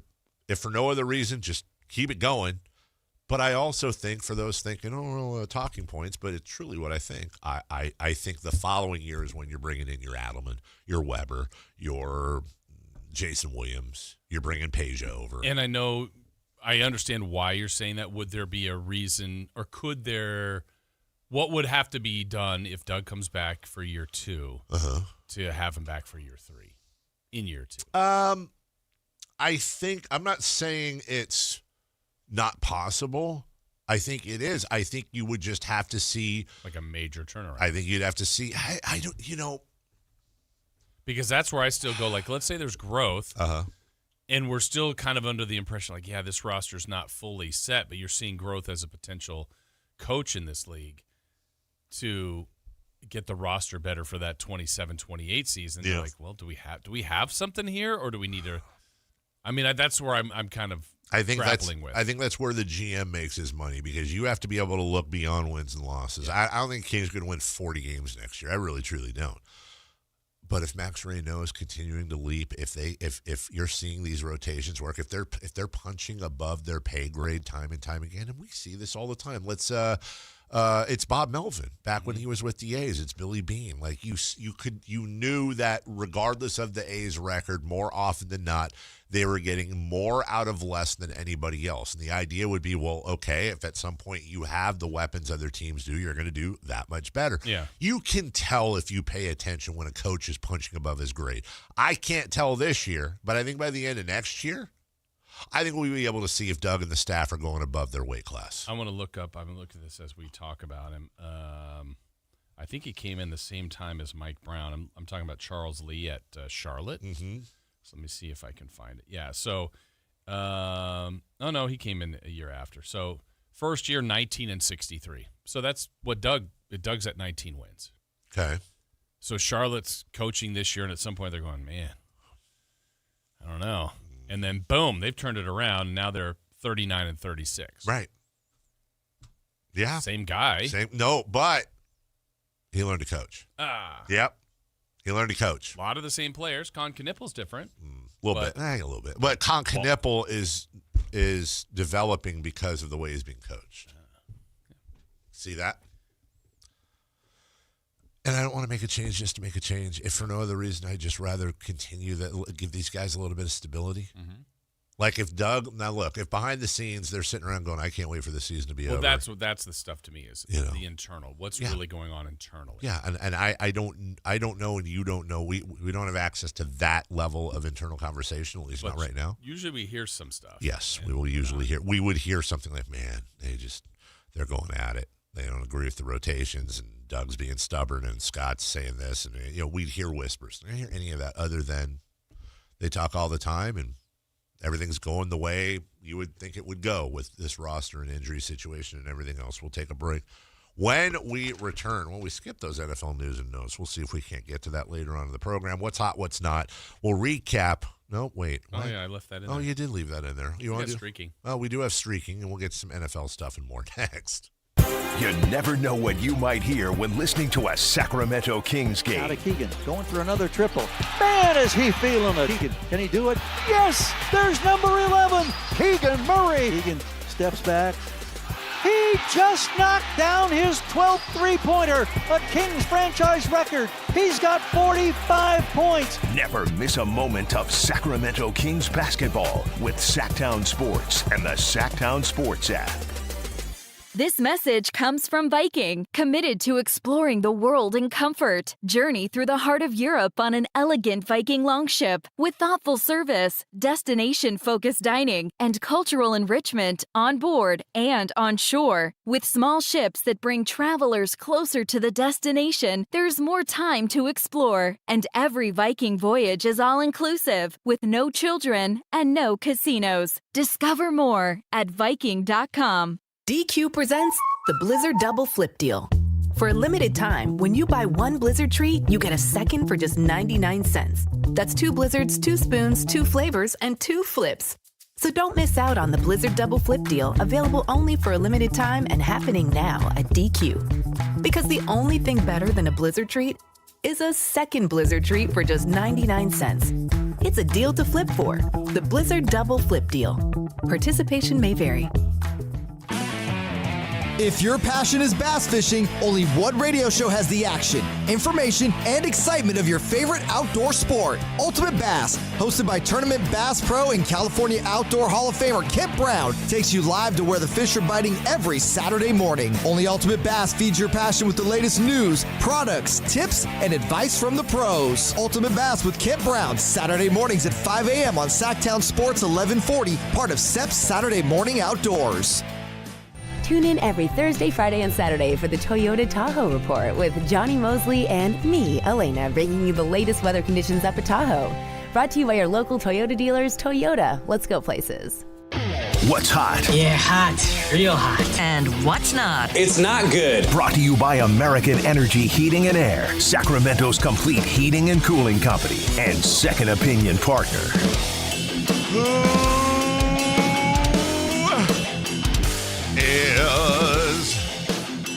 Who's hot? The Chicago White Sox. Really? Yeah. Oh, yeah. On March 29th, Colson Montgomery, he hit a first-inning grand slam against the Milwaukee Brewers. And then yesterday, Miguel Vargas hit a grand slam against the Miami Marlins. The Chicago White Sox are the first Major League Baseball team ever to have 2 grand slams hit in the month of March. Wow. Oh. How's that? That's hot. That is. You think that would happen? By the way, They don't play that many March games. Social media, there's a Twitter account now. You guys are familiar with what a scoregami is? Yeah. When a score... I don't like this one that you're going to talk about. Dude, it's so stupid. There's now, they debuted it this year, Major League Baseball scoregami. Oh, they're debuting it, so everyone's a new one? No. They're just going to let you know if a score happens that has never happened in the history of Major League Baseball. And we've had one or no? I don't think we've had one yet. I predict we're not going to have many this year. I thought you were going to talk about the pitcher one. I don't know about this one. Or it's like innings pitched, strikeouts, walks, Okay, to where there's dumber. like a million of them every day. That's dumber. That's even dumber. We don't need a scoregami for baseball. How about this? How about just a scoregami account? And then when a scoregami happens in baseball, basketball, football, we acknowledge it. Yeah, although I wonder if, I guess there's things that haven't happened in hockey, but they'd all be like 22-7. Well, that's what happened in baseball, right? Like right. 23-17 final. You're like, okay. I think it's a cool concept. I don't need it for baseball. No scoregamis today. Shocker. Who's not hot, Chris? Gonna go with the Tottenham Hotspur. Ah, the Spurs. Yeah. They fired their coach. They're gonna go with Roberto De Zerbi as their new manager. Their former manager, Igor Tudor, did not win a game. He had 1 draw, 5 losses for a 0% winning percentage in the Premier League. That is the worst ever. He beats out Thomas Frank with a 27% win rate, who was the manager of Tottenham Hotspur for the 25-26 season. So if you're paying attention, they've had 2 managers with the worst record as top 6 teams in the EPL. Tommy T. Frank. Yeah, that's not a good run. And they're currently 1 point ahead of West Ham to avoid relegation. You know, I was thinking about this last night. In a world, if the NBA had relegation, I know it won't happen. But if the NBA had relegation, here's one place where I don't care who you are, you gotta love this. Right now, you have the Pacers, Wizards, Nets, Kings, and Jazz that are all horrible teams. On top of that, the Pacers and Wizards are tied at 17 and 58. You have the Nets 1 game better than them. You have the Kings 1.5 games better than them. And you have the Jazz 3.5. So you are mushed up at the bottom. Now imagine a world. You want to get rid of tanking.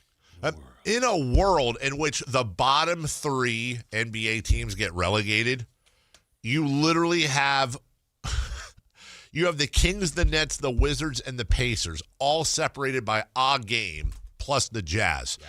Not only, and that is honestly, ever since I really did get into European soccer, that's like one of my favorite things is right now the season's winding down, you have teams fighting for relegation or to get out of relegation. And you can really make a true argument that the bottom of the standings, those games are more interesting a lot of time than at the top because these guys are fighting for their lives in the league. The financial implications, the fact that if you get relegated, half the team's gone because you can't afford them, you got to get rid of them.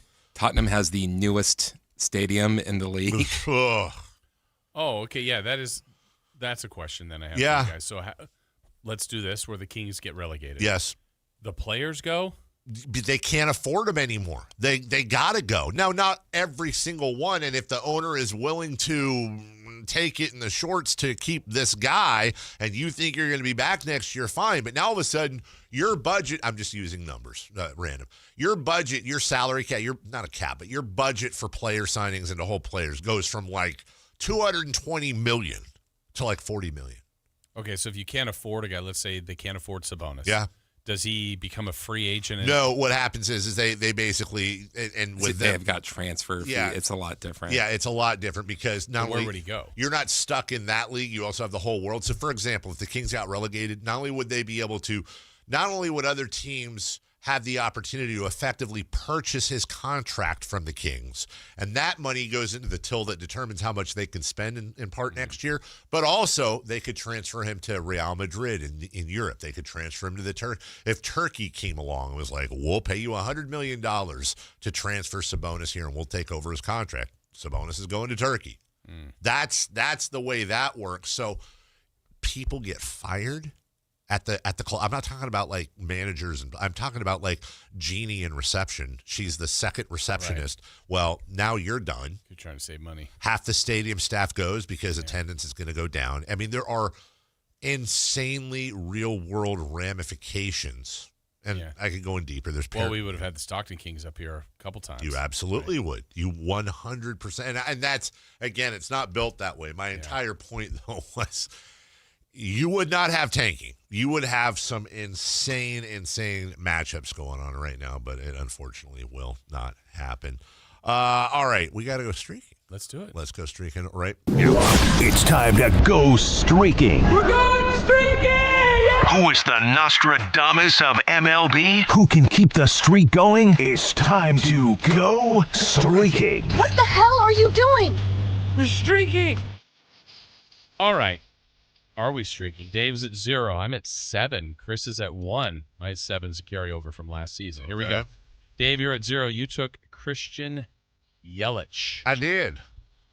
The Brewers got 2 runs. They got several hits. He got up 4 times, and he got 0 hits. Loser! You're a loser! Are you feeling sorry for yourself? Well, you should be, because you are dirt! You're a loser. Chris's streak was at 1. He was trying to get to 2. He took from the West Sacramento Athletics, Shea Langoliers. West Sacramento, the Wackletics? Yes. Yeah. He got up 4 times. He's been their hottest hitter. He got 0 hits. Loser! You're a loser! Are you feeling sorry for yourself? Well, you should be, because you are dirt! You mushed him. Well, yesterday, though, my streak's at 7. You People got their eyes on it's me. starting to get serious. And Chris had taken Kevin McGonigal the day before. I was impressed. Yeah. So I took McGonigal, and he had been up twice already. Didn't have a hit, and then he was up, and I was looking at my phone. I'm watching. And I go, guess who he was facing? A pitcher named J. Ross. No way. Joe Ross. Oh, that's awesome. And I'm like, Joe Ross is give it up. Out and give it a hit. Well, he got a total of 2 plate appearances and 0 hits. Oh no, Jason! The professor let you down. Oh, you suck! Sorry, it's over. It's over now. It's over. It's over, ladies and gentlemen. Wow! And for the first time this season, you were streakless. Yeah, we're all at 0. Fresh day for all of us. Look at us together. Look at us. Who'd have thunk it? So now we all can pick from anybody on the board. Anybody on the board? Yes. And once you pick that player, if they get a hit, you move on. You just can't pick that player again in that streak. Well, you know what? I smell a little bit of a revenge game. Is that what that is? I do. Revenge game. Ooh, who's this? And I said that I would take the band hammer off this year for him. In San Diego, give me for the San Francisco Giants, Luis Arias. Oh, yeah. Your nemesis. He's so mad at the Padres for that thing that happened. I'm going to take from the New York Metropolitans. You thought I was going to see. I did. Former Yankee, former Padre, former National, Juan Soto. Luis Juan Soto. Soto, the pronounce. Chris? Thanks to my guy McGonigal taking you out, I'm going to take McGonigal. Is McGonigal the new holiday? He just likes to play the drop. What drop? You gotta do this one for me, Billy. McGonigal. And the sucky thing is that everyone else is thinking about Professor McGonagall from Harry Potter. Everyone? Everyone but one. I'm thinking. I know you like Harry Potter. All right. Well, we're all set. McGonagall's a stud, by the way. He is a stud. Also, I'm starting to worry. How old is Bryce Eldridge? Yeah, what's the deal? I don't know. What's the deal with him? Is he the new Joey Bart? Is he the Joey Bart of Solomon Torres's? Of Brandon Belts. There was a lot of talk about Brandon Belt, but then he There ended up was. having a nice career. Yeah, he did have a nice career. But like Joey Bart was like the guy for so long. It's like, is he? I think the thing is about Bryce Eldridge is that when he was drafted, he was 18. What is he now? He's 21. Washed. Right. Like he's still very, very young. Yeah. Also, He's 21? Yeah. You mean 36? With the full beard? Yeah. Jason. There was no chance at 21 I could have done that. 6'7", 251. That's a man. And can I say, that's a superstar looking face right there. Yeah. He's a good looking young man. This is a guy that says, "Hey kid, I'll see you tomorrow at the yard." Yeah. Signs every autograph. Every autograph. They go inside, like whatever games they have. We always talk to the players like, "Oh, right now we're playing dunk ball or horse on this or throwing the football or what." Like he's the best at everything. They go to the golf course. He hits like 350. Remember that? Who was that last year? Which pitcher? Springs. That was like, we asked him about golf. He's like, yeah, I'm pretty good. Like, okay, what's pretty good? He's like, 330. Yeah. I'm like, okay, shut up. Go away. You're a pitcher. As we take a break, he did actually make his debut in September 15th of last year at age 20. He was the 23,605th youngest player to make his major league debut, according to Baseball Reference. Wow. We'll take a break. When we come back, One to grow on. All Rise in Las Vegas, sports, that is, they're on the rise quite a bit. My goodness gracious. We'll go through that and ask you a couple questions. Which would you? Next. The Sactown Sports 1140 newsletter right to your email. Get your latest on the Sacramento Kings, athletics, and Republic FC with the Sactown Sports 1140 newsletter. Visit SactownSports.com to join. This is the story of the one. As a safety manager at a manufacturing plant, he does everything he can to keep his coworkers safe. From finding ways to reduce risks to keeping safety supplies in stock.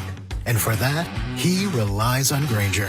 Grainger offers a broad range of quality products and next-day delivery, so he can always play it safe. Call 1-800-GRAINGER, click Grainger.com, or just stop by. Grainger, for the ones who get it done. When you take the time to shop at Folsom Lake Honda, there's one thing you'll always find. Happy people ready to serve you. As a family-owned and operated dealership since 2009, customer service is our #1 priority. Our customers love doing business with us, and you will too. Looking to own or lease? During the spring sales event, drive a brand new Accord or Civic. Visit us today at FolsomLakeHonda.com, your one-stop Honda shop. Folsom Lake Honda. Yeah, your one-stop Honda shop. Hey, it's Carmichael Dave. I got to tell you, I am so excited to get this decking project started with Trex Decking and Railings. From the first time I stepped foot in the showroom last week, I was so impressed. So many color options. Heat-resistant composite deck. What does that mean? That means I don't have to do any maintenance on it whatsoever. They even have a deck designer, so you can go online and see what your dream deck will look like on your house. Just visit Trex, that's Trex.com to get it started. Tell them Carmichael Dave sent you. Capital Casino is conveniently located in downtown, 411 16th Street, and has been a part of the greater Sacramento area for over 20 years. They offer the best variety of games in the region in a safe and friendly environment, and there's plenty of parking, all well lit and monitored by security. Come have a great meal at the cafe and restaurant inside. Capital Casino has the best food, the best service, and the best action. But please always remember to gamble responsibly. 1-800-GAMBLER. KHD1 Sacramento, KYMX HD3 Sacramento. From the Power Business Technology Toshiba Studios. This is Sactown Sports 1140. The Carmichael Dave Show. He's on the microphone when he's not on the microphone. He's playing a song, and when he's not playing a song, he's on the microphone, and then boom. With Jason Ross. No, he didn't. Yes, he did. Call or text at 916-339-1140. It's the Carmichael Dave Show with Jason Ross on Sactown Sports.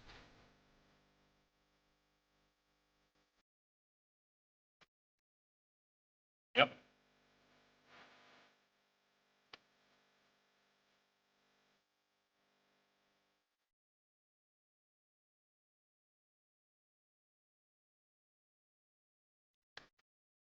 Imagine being in one of the various tournaments at the 2014 World Series of Poker. This one in particular was $1 million buy-in. Okay. You get pocket aces. Okay. You're going up against somebody else, just one-on-one. In this case, everybody else folded. Raise, re-raise, raise, raising each other. The other person turns over pocket aces. All right, chop the pot. Right. One of your opponent's aces is the ace of hearts. The high flush or a royal flush or something. As on the river, the fourth heart comes out. Your pocket aces lose to the other guy's pocket aces because he got a flush. I would just say that's one of those things you played it right, and bad luck. I know. Do you play blackjack much? When I used to go to casinos, yes, very much. Okay. It was probably, I got into a run of 3-card poker for a while until I realized It's fun when it works. That's a big winner and also a big. I mean, that's an either or, huh? The problem with me and 3-card poker is the very, very first time I played. It might have been It was like maybe the fourth hand, and I was still trying to figure out the game, and I got ace 2-3 of spades, and I got the straight flush, huge payout, and I was hooked. I'm the greatest. Lifetime. Yeah, I'm a very good. But no, blackjack would be number one. That's if you went to a casino today, that's what you'd play. That's what I would play. Slots? You know what? Slots to me are kind of like 6 a.m. to 6:24 on this show. It's kind of like my gambling calisthenics. All depending on the mood, I'll either do the cheapy Wheel of Fortune. Or there's some like game with a bunch of frogs on it that I do. You get the froggy and something. Yeah. Then the I like all the gimmicks and whatever you can get to the bonus of the different games. Yeah. But yeah, the funny thing is like people, I'll go pay penny slots. Penny slots like on the max spin can be like $10. Yeah. $8. Yeah, you can actually, you go to a $5 a spin slot machine and then head over to the penny slot. You're right, and then it's like $10 a spin. But or you could go play like the old school quarter. Like that's just like you go, what? You play max credits? It's 75 cents. Where you're playing max on a penny and it's $10. Yeah, exactly. Yeah, I'm spending $20 over here for a long time. But the way they get you is like, okay, well, I'm just going to play $2 a spin or $1 a spin or whatever. But if I play $4 a spin, I am eligible for the Magic Golden Froggy. Yes, and there's more of them if I hit that. And then of course the one time I'm like, like maybe I'm down, I'm about out, and instead of betting 3 a hand, I bet 2 per spin. And the one time I bet 2 a spin and not 3, that's when the Magic Golden Froggy comes up. And I'm just like, you know what? Screw you, gambler. Yeah, 1-800 gambler. Yeah. But yeah, blackjack. That's, I guess my point was like you could play it deemed correctly, and you're just like, oh man, yeah, I'm doing the right things here. Yeah, there's basically, or you could get a free $100 in chips, play 2 hands, and then take off with the rest. That's a good idea. I mean, who would ever do that?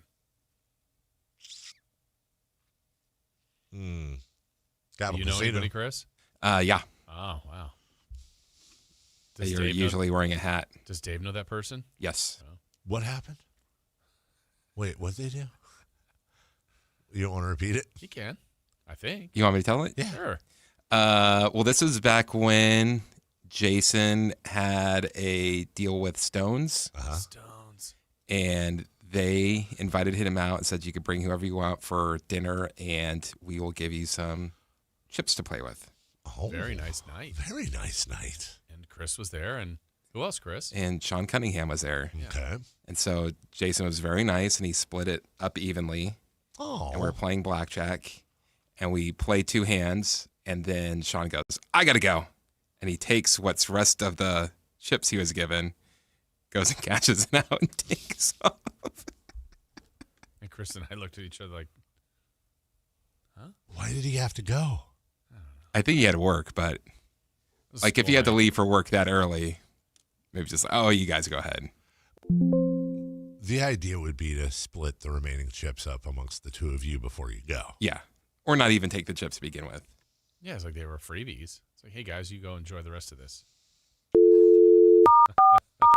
Love that you know his number.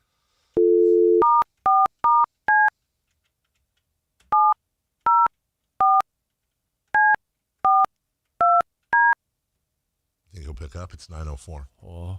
Oh. That's where the news comes first. I don't think so. No? It's 9 a.m., dude. Yeah, but I don't know if they had an event last night. He's a night owl. He is. He's in the bathroom looking at his colognes. Polishing the one with the panther. 65% of the time. It sounds weird. He's polishing. Your call has been forwarded to voice. All right, Sean. Next time we give out your number. You called him when he was polishing the panther. Exactly. You know, here's the other thing too. Do you think that means that Sean's the guy that goes to the party and brings like a bottle of Fireball, and then when he leaves, he takes it with him? Yeah, you can take that with you if you really. Yes. Really? You're not Fireball. I came up with something, but I always felt my rule is if I go somewhere and I bring something like that, 12-pack of this, a bottle of this, whatever. You brought it for the host. Once I cross the threshold of the entrance to the house, that now belongs to the group. Okay, does it change if party is at a park and whatever you brought is unopened? Yes, because... Then you feel like you should bring it back? Because I think, well, first off, nobody was obviously into it enough, so what if it was kind of lost in the table? Like, there's just other stuff But there. then also, nobody's really hosting that. It's like a group hosting. So but what if it was... You're having a party at the park? But it's okay. the park. If it's like your birthday party, let's say it's Jackson's birthday. Not my birthday. Not that I bring a bottle of vodka there, but well, he'd like it. Okay, fine. So I bring a bottle of in that case, yes, that now becomes is part of the gift. Yeah. Also, it feels like if you bring that, are you okay? Here's another example. You bring that drink, whatever. Would you say vodka? Yeah. And you're like, hey, let's get this party started. Then do you open it and who wants some? And pour it out. Oh, do I roll in with the bottle and be like, here we go? Well, maybe you're at the party for a little while. And you're like, hey, you look like you could use a drink. Sure. I got some vodka. Boom. I would feel, let's say I don't know what's a really good vodka. I just know Grey Goose. Right? Sure. Maybe I'm sure there's vodka people that I don't know. But let's say I brought a big old bottle of Grey Goose vodka. And it's been there for a while. And I go, hey, you know what? And I go behind the bar and I open it. I'm like, all right, who wants, what's a vodka drink? Vodka. Cider drink. Whiskey drink. But I think it would feel a little bit... Okay. Oh, I got it. I'm not a drinker, but Caymus wine is my wine. I've said that before. So you bring that. I bring a bottle. Yes. Now, if I was like, who wants wine? I brought Caymus, and I'm pouring glasses. Okay. I think it's a little different, though, if it's at the bar, and then some rando's like, oh, someone brought Caymus? And pops, who wants some Caymus? I think I'd feel a little weird about that. I brought that for... I brought it. Especially if it wasn't the host of the party. Right. It would be like that Key and Peele skit where one of them says the funny joke and everyone laughs, but it was really the other dude that said the joke. Like, oh, well, hold on. No, you can't free pour my bottle. I feel like there should be rules. Yeah. But there aren't. But if it was paper plates, take them all. Take every single one of them. Las Vegas, speaking of gambling and drinking, had no professional sports teams pre-hockey. Yes. Which was what? Less than 10 years ago, right? Yeah, and it was taboo, right? You can't go because of gambling. They're never going to have professional sports in Vegas. They get away with it with UNLV, but that's about it. They're not going to have anything else there. And then all of the sports were like, you know what? Here's the thing. Gambling's bad, but also cash. Yeah, let's go. We're going to make out with all of the casinos and all of the gambling. Yeah. And so hockey. Yeah, hockey shows up. Then the Aces show up. There they go. Raiders. The Raiders show up. Okay, that's fine. And by the way, with each one, it was like, okay, first off, no sports in Vegas because taboo. Also, you're going to put hockey in the desert? Right. Yeah, that worked out really well for Phoenix. Yeah. Good luck. Why don't you just burn your pile of cash? And they love that. Wildly successful. Yeah. Wildly. And then here come the A's. No, WNBA then. Oh, yeah. You're gonna successful. Girls basketball in Vegas. Okay. Yeah, you got the NBA Summer League. Blah. Yeah, right. The best team. Have fun with your 18 players or 18 fans watching your crap ball team. Nope. Wildly successful. Oh, Mark Davis and the Raiders. Good luck. I mean, it is the NFL, but nobody lives there. You're going to have a bunch of people rolling through every weekend. Oh, you're really going to fill that stadium. By the way, there's 90 other stadiums in Vegas. Why is anybody going to go there? Oh, the Raiders have quadrupled their value in 4 years. So it stands. And now you have expansion NBA and you have baseball going. Yeah. And they just got the Super Bowl again. Yesterday. That was the announcement. So. With Summer League, with everything else, they're the sports capital city in the United States. Is it? And now I know the thought would be, well, okay, Boston, New York, and LA are on lines 1, 2, and 3, but I think Vegas is almost different. Like Vegas is like your sports event capital of the U.S. because they also, let's be honest, they did have a major league team before hockey. They had a major league team well before hockey, and I think probably paved a lot of the way for the rest of these sports, and that's the UFC. Yeah, I got to believe, and there's probably some data that someone could figure this out. Like, okay, every year if we planned a trip and we saw a schedule of a team we wanted to go, the Kings, let's say, okay, we're always going to go to this, or we want to go to a city. I feel like there's more trips that are planned to go to Vegas to see whether it's hockey, Sure. the Raiders, Yeah. WNBA, Yep. soon to be baseball or NBA, because of just the other things Vegas provides. Absolutely. Whereas, yeah, okay, let's go to Green Bay. We want to go to Lambeau Field once. Okay, I get that, but like that's strictly while you're there is to go see And the that's football it. game. And you'll find something else. You'll Sure. find a restaurant or you hear about some place that's great, Yeah. but You'll eat the fish at the place. at the place that's rated, Rated 4 out of awesome. 5. Yeah, exactly. Yeah. But that's it. But Vegas, it just seems like they've got everything from having. They always were entertainment. Yes. But now it's all that extra stuff and. You're going to go to Vegas, which, again, not a Vegas guy, but I hope this is a trend where they all of a sudden now start offering great deal packages like the MGM was. Oh, I'm going to go to Vegas. We're going to stay at this hotel on the Strip. Everything was basically within walking distance. You know what we're going to do? We're going to be there for a week. And in that week, we're going to see. Don't do that. We're going to. I know. We're going to see a UFC. We're going to see a boxing middleweight championship. We're going to see a show at the Sphere. We're going to go to an NBA game. We're going to go to a hockey game. We're going to go to a Raiders game. Oh, and then we're going to see the Blue Man Group and whatever. What's the called? Oh, man, I'm out of cash. I just forgot the Equinox, Sports Equinox. Yeah. When all 4 sports are playing on the same day. Oh, my God. Will there ever be a day where Vegas has all 4? So you'd have Golden Knights, the NBA, the Raiders, and you'd have to have like the A's in the playoffs, right? Yeah. But I mean, wouldn't that be absolutely amazing if you had some way? I don't know if you can get to all 4. Yeah. But that would be. You could. You just wouldn't be able to watch the entirety. But you absolutely. I would want to do that. 100%. I did that. I went to the first 2 periods of the hockey game. Yeah. And, and then I walked to baseball. You taking a $2 Uber down to the next thing. Well, football is always going to be around the 1 o'clock time. Yeah. So maybe if you got them to but get if it was like 10 a.m. baseball to 1 o'clock football, like 4 hockey and 7 that's NBA. about as, man.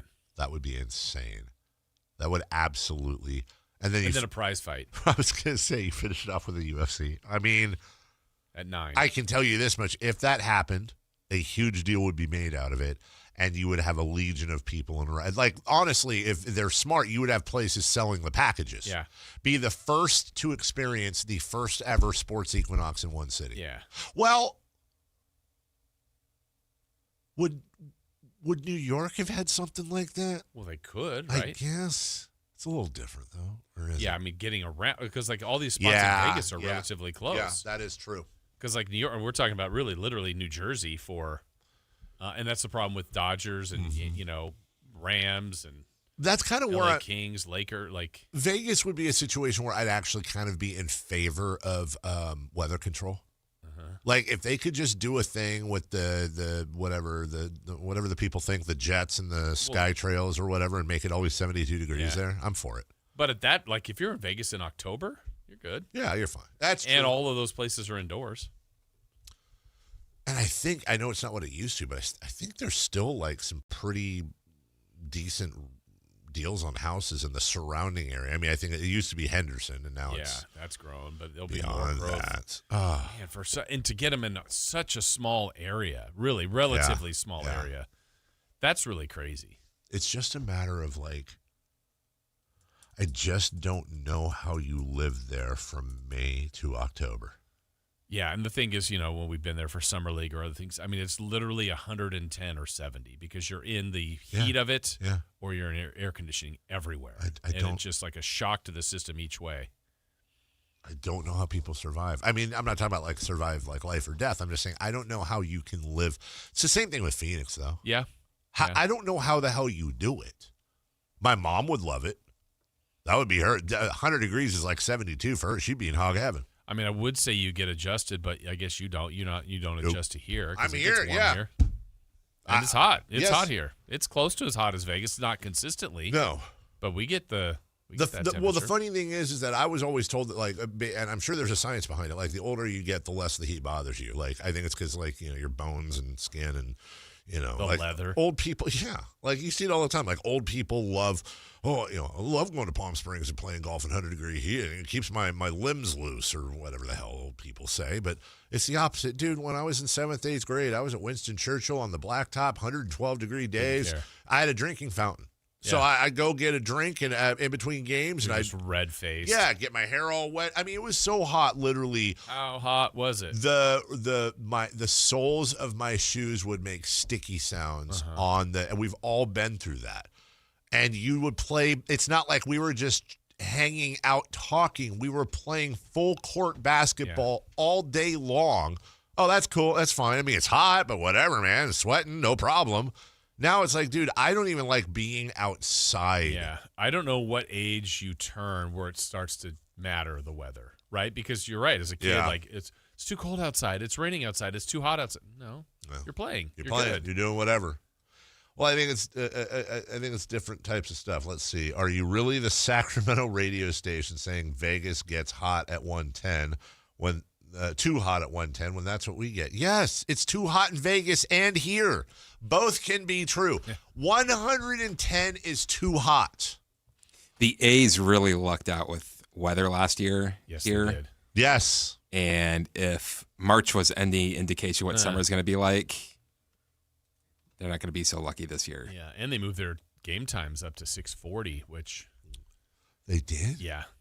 Why? 7. I don't know. Because we know here it's unique, I would say, because it's like growing up in Southern California, the always thought was, it's hottest like around noon to 2. I'm like, here it's like 4 to 6 is the hottest time of the day. Yes. And then you get the Delta breeze. Maybe.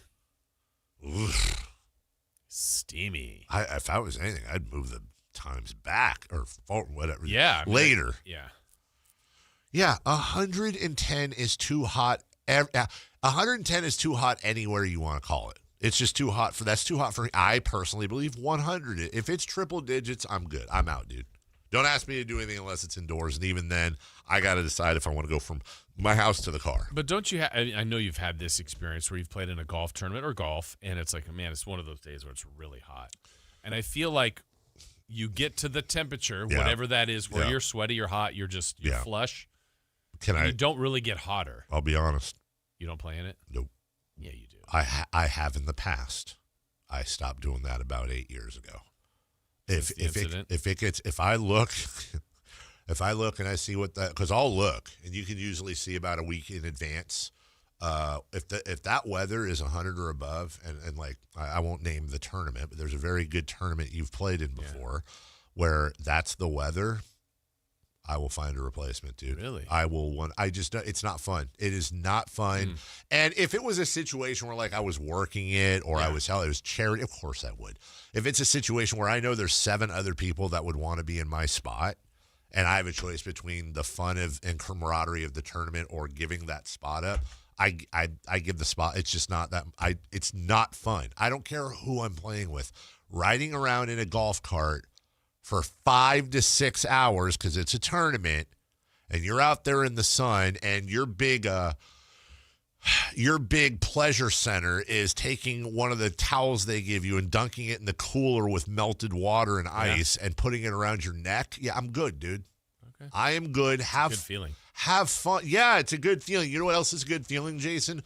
If you lit me on fire with gasoline, and then when I got doused with water, and that would be a relieving feeling. Like if I jumped into a freezing lake while I was burning on fire, yes, that is a good feeling. However, the accoutrements that go with that are no fun at all. Dave's on fire. You know what? That's a good feeling, like, Jason. That's the same thing as like when because I was a sucker for punishment.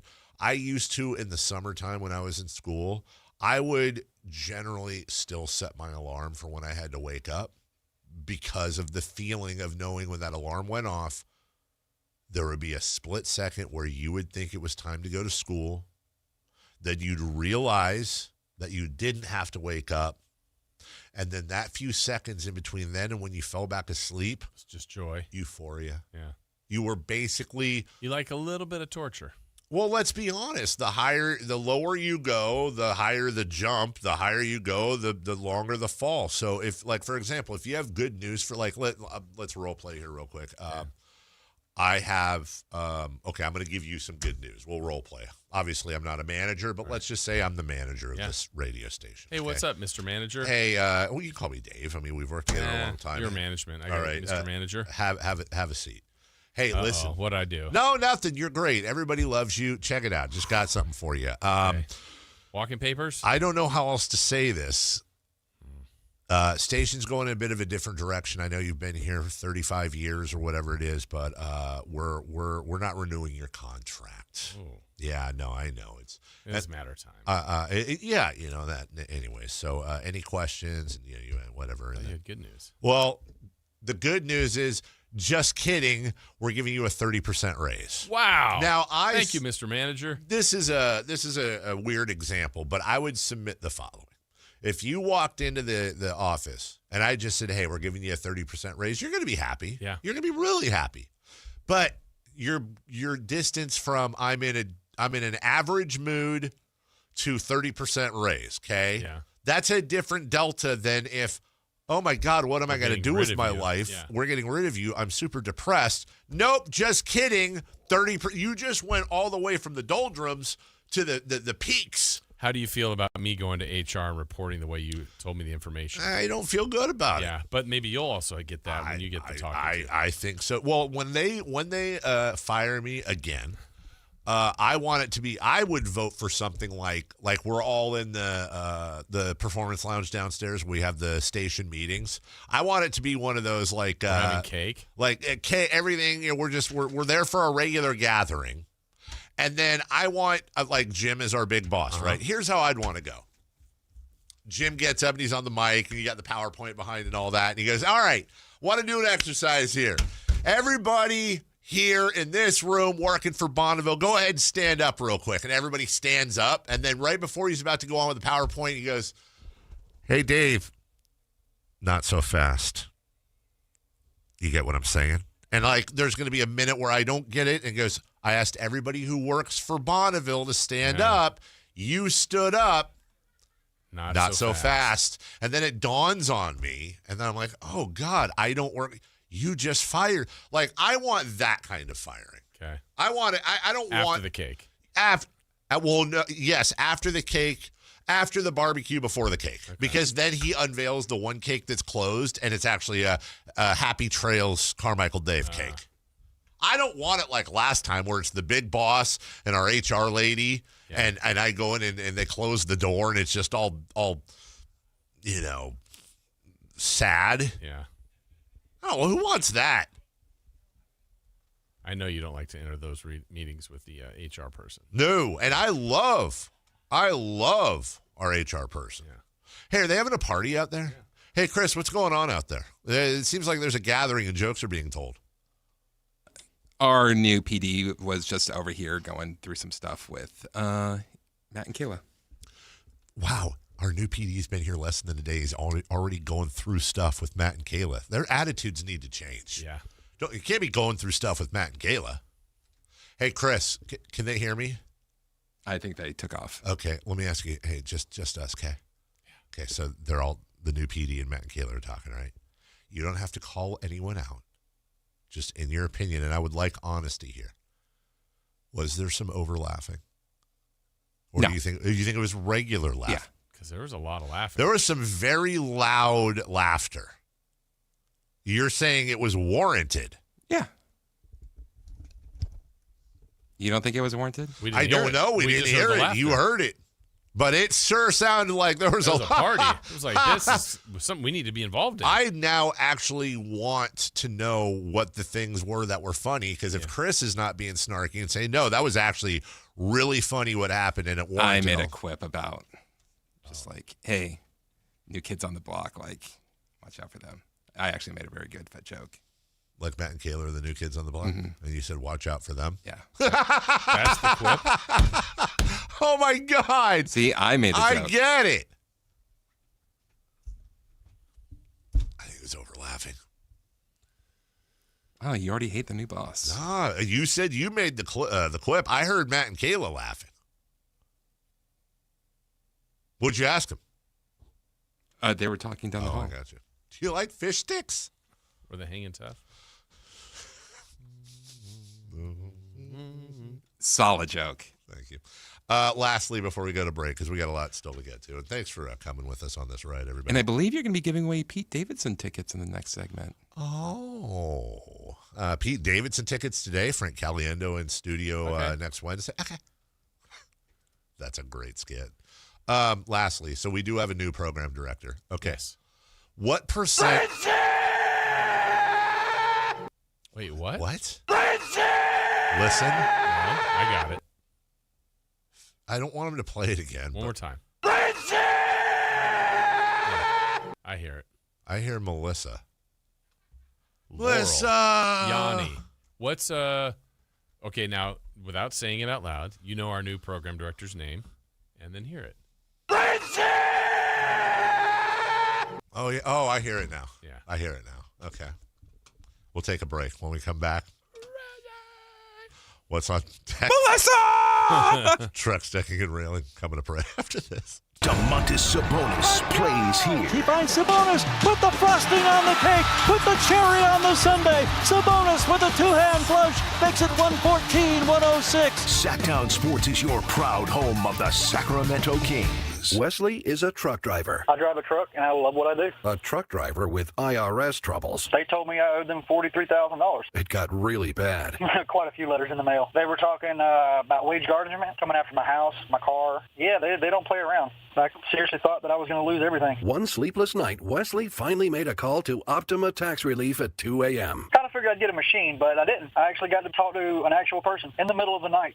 He found just what he was looking for. Oh, they were great people. You need a team of people that know what they're doing. Optima Tax, they know what they're doing. Optima Tax Relief came through with flying colors. I saved an incredible amount of money. Happy don't even come close. I was absolutely overjoyed. Take Wesley's advice. If you're in any kind of trouble with the IRS, call Optima Tax Relief. Don't trust anybody else. Call Optima for a free consultation. Call 800-343-6460. 800-343-6460. 800-343-6460. Optima Tax Relief. Some restrictions apply. For complete details, please visit OptimaTaxRelief.com. Spring is here, and there's really nothing better than hitting the open road in a new Honda. Whether you're shopping new or pre-owned, Stockton Honda has the selection and savings, plus get top dollar for your trade. And while life's roads are often filled with bumps, buying from Stockton Honda couldn't be smoother. Wherever the road you travel might lead, Stockton Honda is happy to get you there. Come in today or go to StocktonHonda.com. Anytime, anywhere, it's all here. StocktonHonda.com. Growing your business? It's all about having the right team on the court. At Bank of Marin, we partner with businesses in the greater Sacramento area, delivering personalized service and local expertise to help you make a slam dunk. Whether it's customized lending or solutions to keep your business growing, you'll benefit from local decision making. Expanding, acquiring additional assets, or building a lasting banking relationship? We're ready for tip-off. Bank of Marin, your local business bank. Visit us at bankofmarin.com. Member FDIC. Russell Peters, Relax World Tour. I go, my parents are from India. She goes, oh, India. See, I knew India. Indian people, you have a big eyes and long eyelash like a cow. Wow, wow, wow, wow. Saturday, April 18th, 8 p.m., the venue at Thunder Valley. Wow, wow, wow, wow. I didn't know what to do. I just tipped her and thank you, bye-bye, and I left. For tickets, visit ThunderValleyResort.com. Russell Peters, Relax World Tour. The spring service event is on at Maida Subaru. Now is the time to let Maida Subaru get your Subaru road ready for spring with exceptional savings on tires, brakes, wiper blades, and more. See all the service specials at MaidaSubaru.com. Download the Sactown Sports app. Sacramento sports in your pocket. This is Sactown Sports 1140. Confident. Ladies and gentlemen, this is going to be fun. It's time for What's on Deck. Brought to you by Trex Decking and Railing. Our thanks to our friends at Trex Decking and Railing. Yeah, it is time for What's on Deck. Brought to you by Trex Decking and Railing. Of course, coming up here in a few moments, we're going to have crosstalk with Matt and Kayla. Celebrity birthdays still to come. Not as busy of a day today, but there's still games. We're still waiting one more day for the Sacramento Kings They'll be back in action on Wednesday, tomorrow night, closing out the road trip. They're in Toronto against the Raptors, but you got some NBA today. We'll go over that here in a moment. As far as baseball, the A's, man, still looking for their first win. They're going to be in Atlanta against the Braves. And like we said earlier in the show, we are efforting. Hopefully we'll have a member of the A's on with us tomorrow before their first pitch. They have an early start time tomorrow in Atlanta. Then they finally come home for their home opener on Friday. They get the Astros in this weekend, Friday, Saturday, Sunday.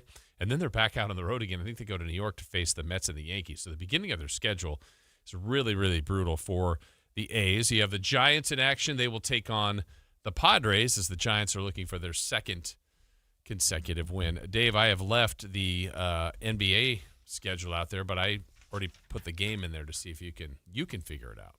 Oh. So what's the first game? You could read it as is. Sagic. Okay. Goran Sagic. Yeah, which is? So this is, okay, I know the Magic's the last one. San Antonio versus Orlando? No. Sagic. We use the team name, so it's not first name, not good city. point. What team name is S? Is it SA? Wow. Yeah. This is a stretch, I guess. Spurs. Suns Magic. Yeah. Hornets. Thanks, Jason. I would have went with Sujic. Who is it? Charlotte, Brooklyn. Hornets, Nets. Hornets. Nets. Okay. Raptors. Raptors and Pistons. Yes. Careful. The New York Knicks. Mm-hmm. Well, crap, I would say Knicks, Nets. Hornets are already gone. Kets.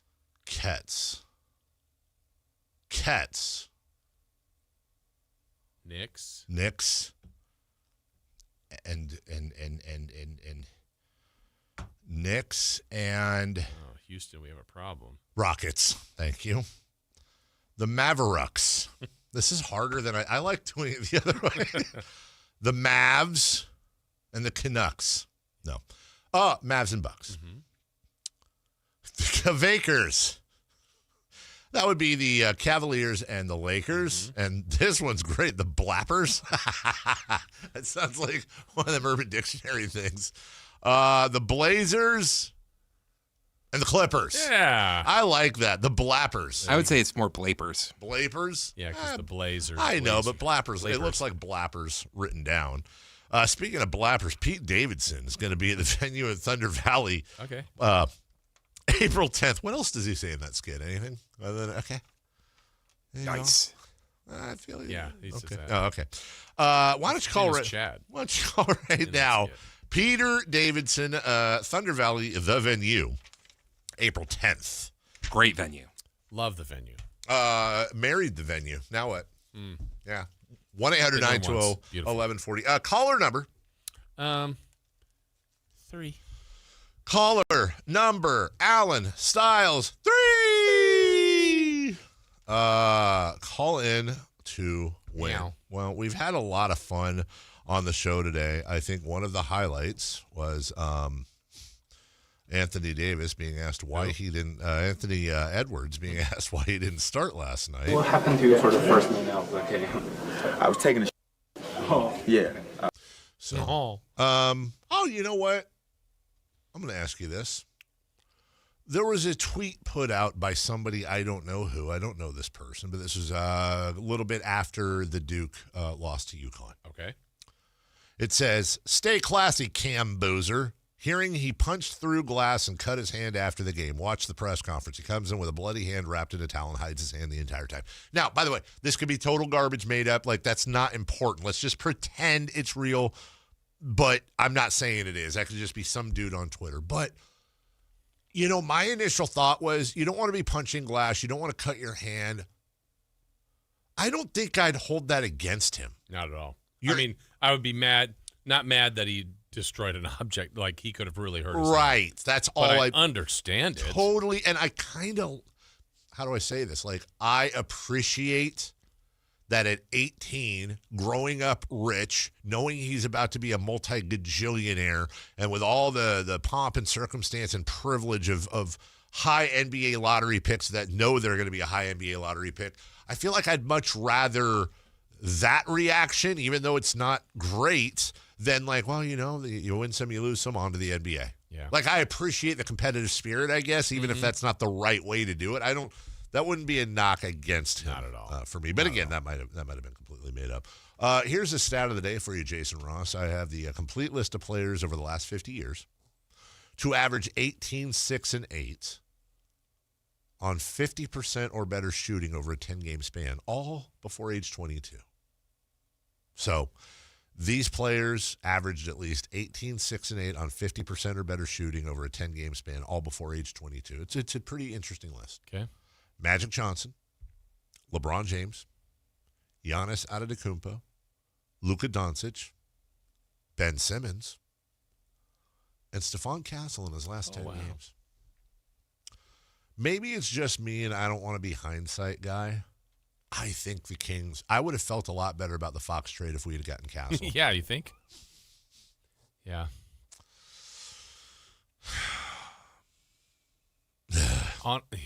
Yeah. Need a pause for that real quick. Well, I'm trying to think of the way I want to say it. Like, I don't know if the trade could have been much worse. I mean, there's always is a way. But like, realistically, like salaries and everything, I'm like, No, I'm gonna ask you this right now. I'll put this out to the audience. Like, no, legitimately. Give me an example of the De'Aaron Fox trade being worse. Like, legitimately, give me players that would have fit within the cap. Like, you have to create. Okay, and by the way, nothing more from the Kings side, because somebody will say, like, okay, well, what if it was De'Aaron Fox and three unprotected first rounders? Like, no. Give me a worse return than what the Kings got in the De'Aaron Fox trade. I'm not certain how close I would be on money-wise here at the time, and maybe you can look him up now, but Vucevic, because at the time you have Sabonis, so it makes zero sense. Mm-hmm. You're getting an older center. You're cleaning out a guard that's your best player for a center to duplicate on your team. Like, would that have been worse? Where the hell is Vucevic now? He's with Boston. Thank you. I know he just got traded. I know he doesn't make the 54 or whatever 48 that Levine does, but I think he made a lot. $21 million on the last year of his deal this year. Yeah, so you would have had to add a lot more. Yeah. But by the way, this is the last year of his deal. Right. Like right now? Right now? We're right now. Nikola Vucevic expires at the end of this season.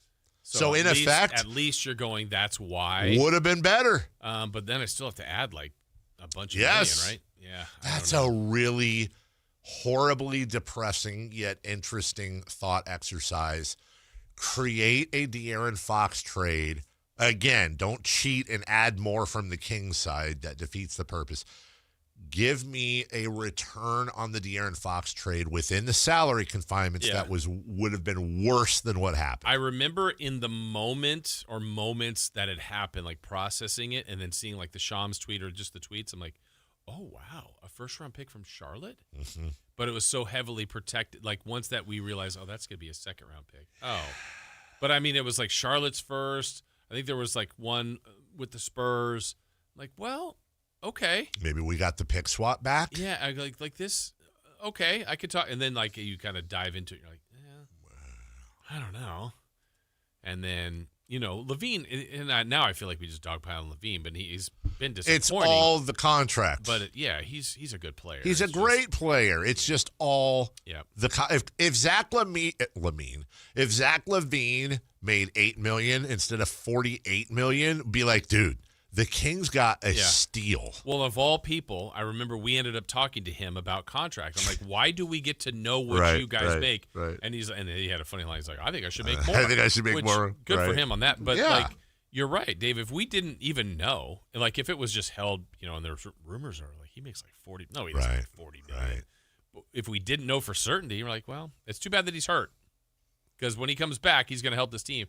Now you're going $48 million, and how many more years? Like, if we didn't know terms of these contracts, I think we'd think so differently about players. That's an interesting question.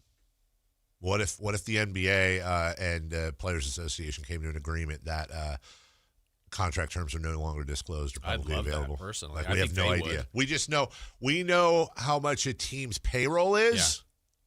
We have no idea what a contract is. Hey, the Kings have paid $200 million for this salary. We'll guess. Who's got what? But again, I do this all the time. But put it in your workforce, wherever you're working right now, and you know what everybody in your building makes.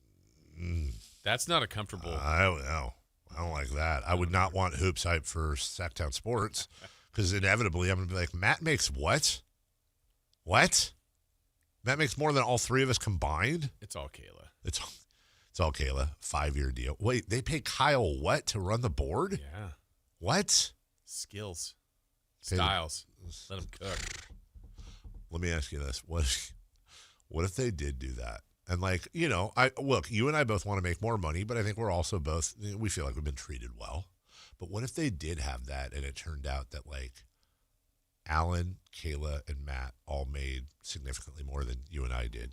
Would you be upset?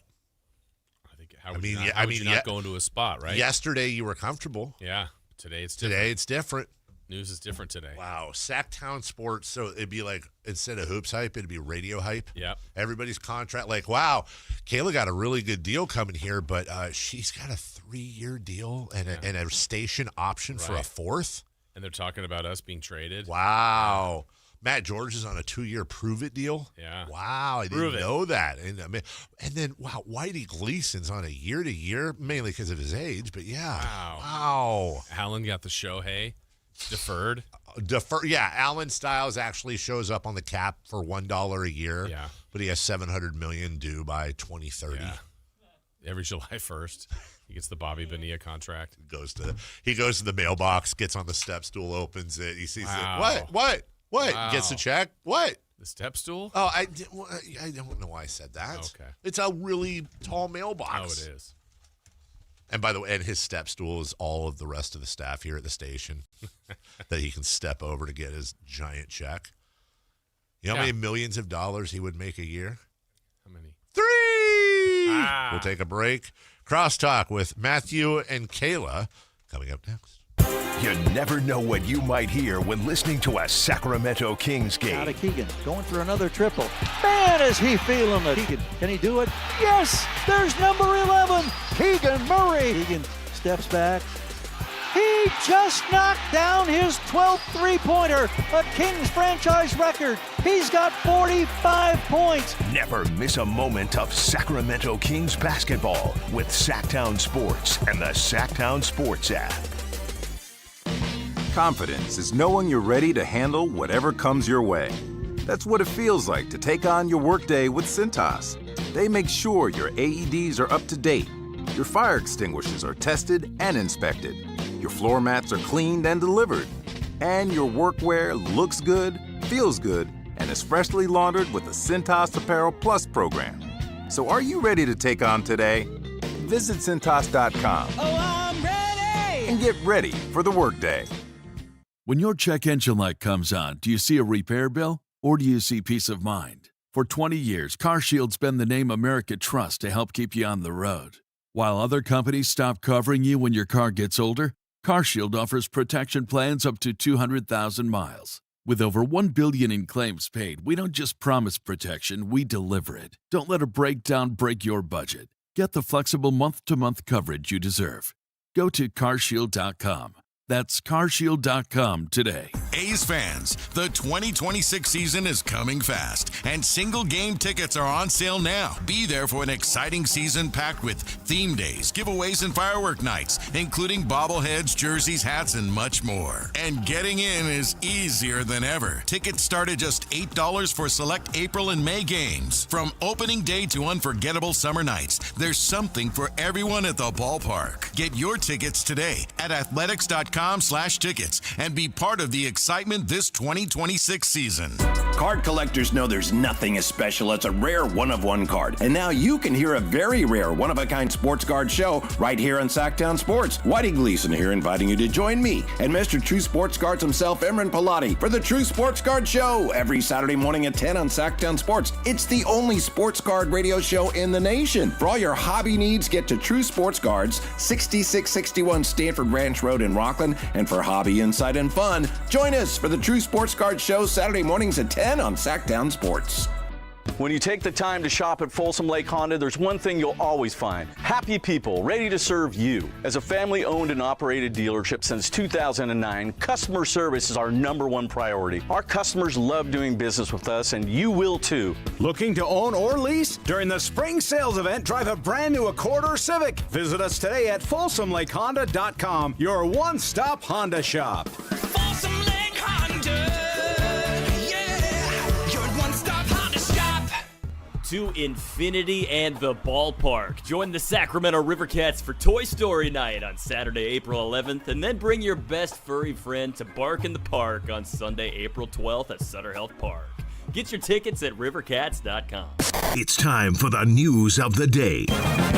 The latest headlines, the biggest stories, hard-hitting analysis. Yeah, this is none of those things. And now, here's Carmichael Dave and Jason Ross.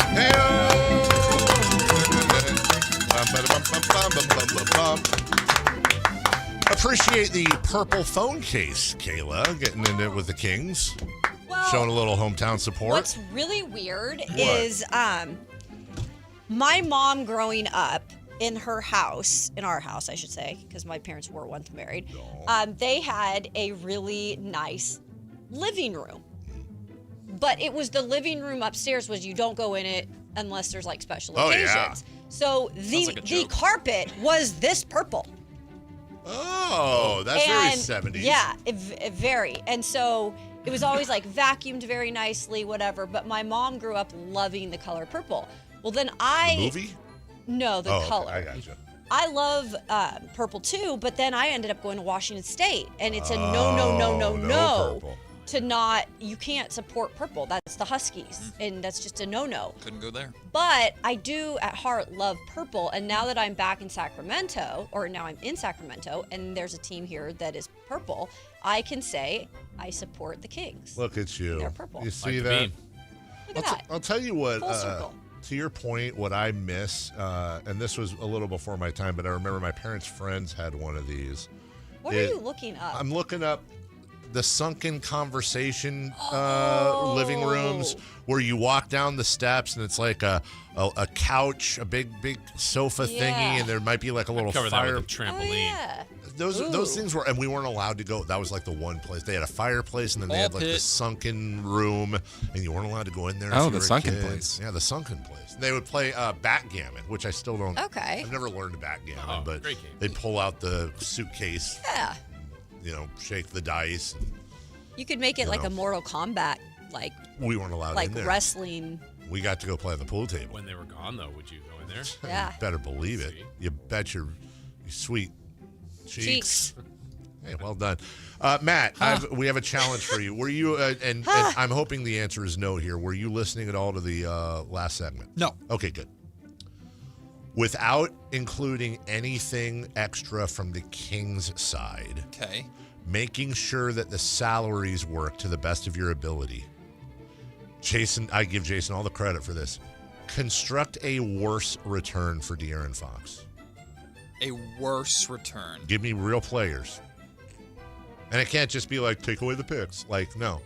Player-wise within the salaries, could they have actually... Literally, the question is, could they have done worse? His thought, he threw out Vucevic because of fit and all that. Vucevic made $21 million and he expires this year.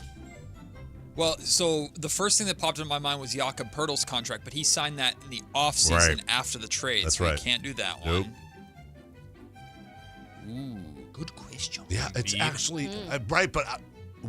would it be? I mean, I think... I like Zach LaVine a hell of a lot more. I like Joel Embiid. That might be the one. Paul George? Like Paul George Maybe, and... yeah. So who else is an old man on the Sixers?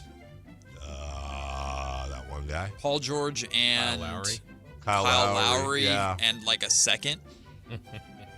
But how long is Paul George's contract? It's probably got 9 more years on it. Knowing them. Ugh. That's actually, I mean, just the fact that we have to think about that is so sad. Did you hear the Allen and Whitey's conversation on this yesterday? No. Allen and Whitey. Allen's take was, Alan's take was the De'Aaron Fox trade is actually way better now because it put the Kings in a position to lose now during a generational draft. That was Alan's take. They did This a whole is where segment. we're at with conversation on the Kings. This That is was where their we're take. at. I thought it was fun.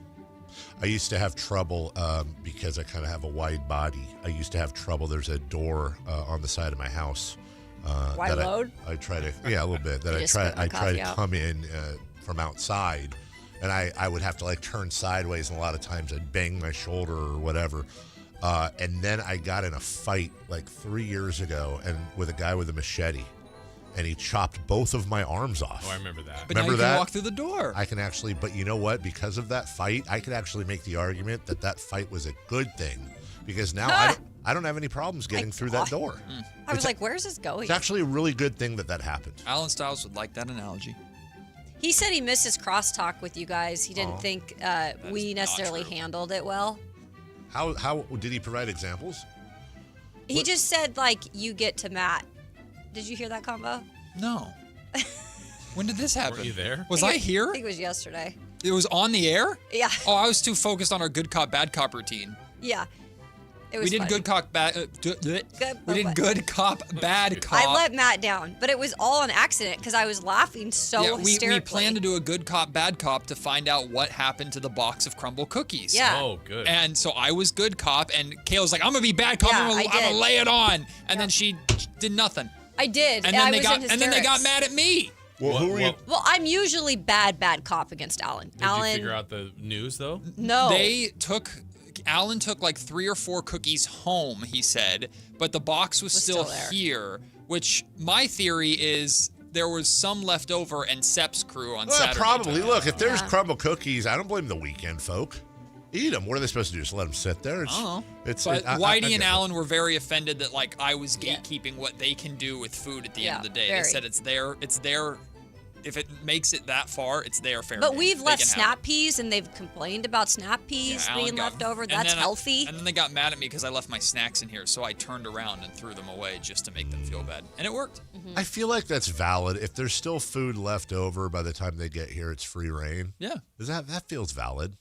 I think Doesn't so. it feel weird if like the cookies were brought in during our show? Are we supposed to take them? I think That so. doesn't feel I, right. it doesn't, but I think that's actually it. It's like if you want more cookies, now's your time So to I take couldn't them. have expected some when Chris and I were here on Saturday for the Kings. It's Yeah. like, Right. they're gone. You know Or what? you could gift them specifically to our show and say, hey, look, we aren't going to eat all these, but Kayla, Matt, Kyle, you can bring them home if you'd like. Well, we did our due diligence because we left plenty of options for Celebrity them. birthdays brought to you by Crumble Cookies. You know what I think we should do with the crumble cookies and Alan at this point? I think we should. I think we should hoard them, just like a training camp. Yes. I think we'll We've been gatekeep the accused of, cookies now. What was the other thing? Oh, you guys, did the new PD say something super funny? Because we heard like a lot of laughter during all of you. He's a really, funny guy. it was real good. Was there? And I asked Chris. I said, was there any over laughing? And he said no. No. I mean, I tend to get a little boisterous Maybe a with my little laugh. bit over laughing. It is A little very what? obnoxious. Like, a lot of voice comes into my laugh. No, but you said a word. And Boisterous. What? Boisterous. Boisterous. My laughs are rather... Boisterous. That's a combination of voicey and boisterous. Boisterous. Yeah. I kind of like It that. works. Boisterous. Best laugh in high school. That's what I got in the yearbook. I'm gonna start a book Snort? of Kayla's. Yeah, part of it. Celebrity birthdays. Okay, first one here. Boisterous. Do you guys know who William Daniels is? Hell yeah. Yeah, Billy D. Chris goes, hell yeah. Mr. Feeney. Yeah, from Mr. Boy Meets Feeney. World. Class dismissed. Oh. Celebrity? And Kit, the car. He goes, celebrity. Was he the voice of Kit? Yeah. Okay, now I know who he is. Yeah. And Knight Rider. Celebrity? Hey, Michael. Micro celebrity? He was really the voice. That's what he says. I'm just believing him. I mean, who How knows? old is he today? Chris, how old is he? He is 100. No, he is. What He's the- close. He's 97. 95. 88. Chris is closest. Happy 99th. Oh, one more. Yeah, close Dang. isn't correct. Christopher Walken. Wait, what? Where's he going? Christopher Walken's birthday. So, no freaking joke about this. This is like my mom's like third cousin. Really? Yeah. Walken? Yes. Wow. Yes, and we've No like way. Yes, it is. I swear to you. I believe you. I have a photo. No, I believe Matt's the one. I believe you. I will dig through my photos. You don't have to. She has photos with the most random people. Well, then I do. how about give us how old he is? I believe. Well, he's pretty old. I think you and I have the same debit card. We do. Oh, We sorry. do. I probably shouldn't be showing that. You probably shouldn't be. I'm gonna say. Just a second. Let me find this photo really quick. Here. Oh. Ron. Got him. Really? Really? It's not April 1st.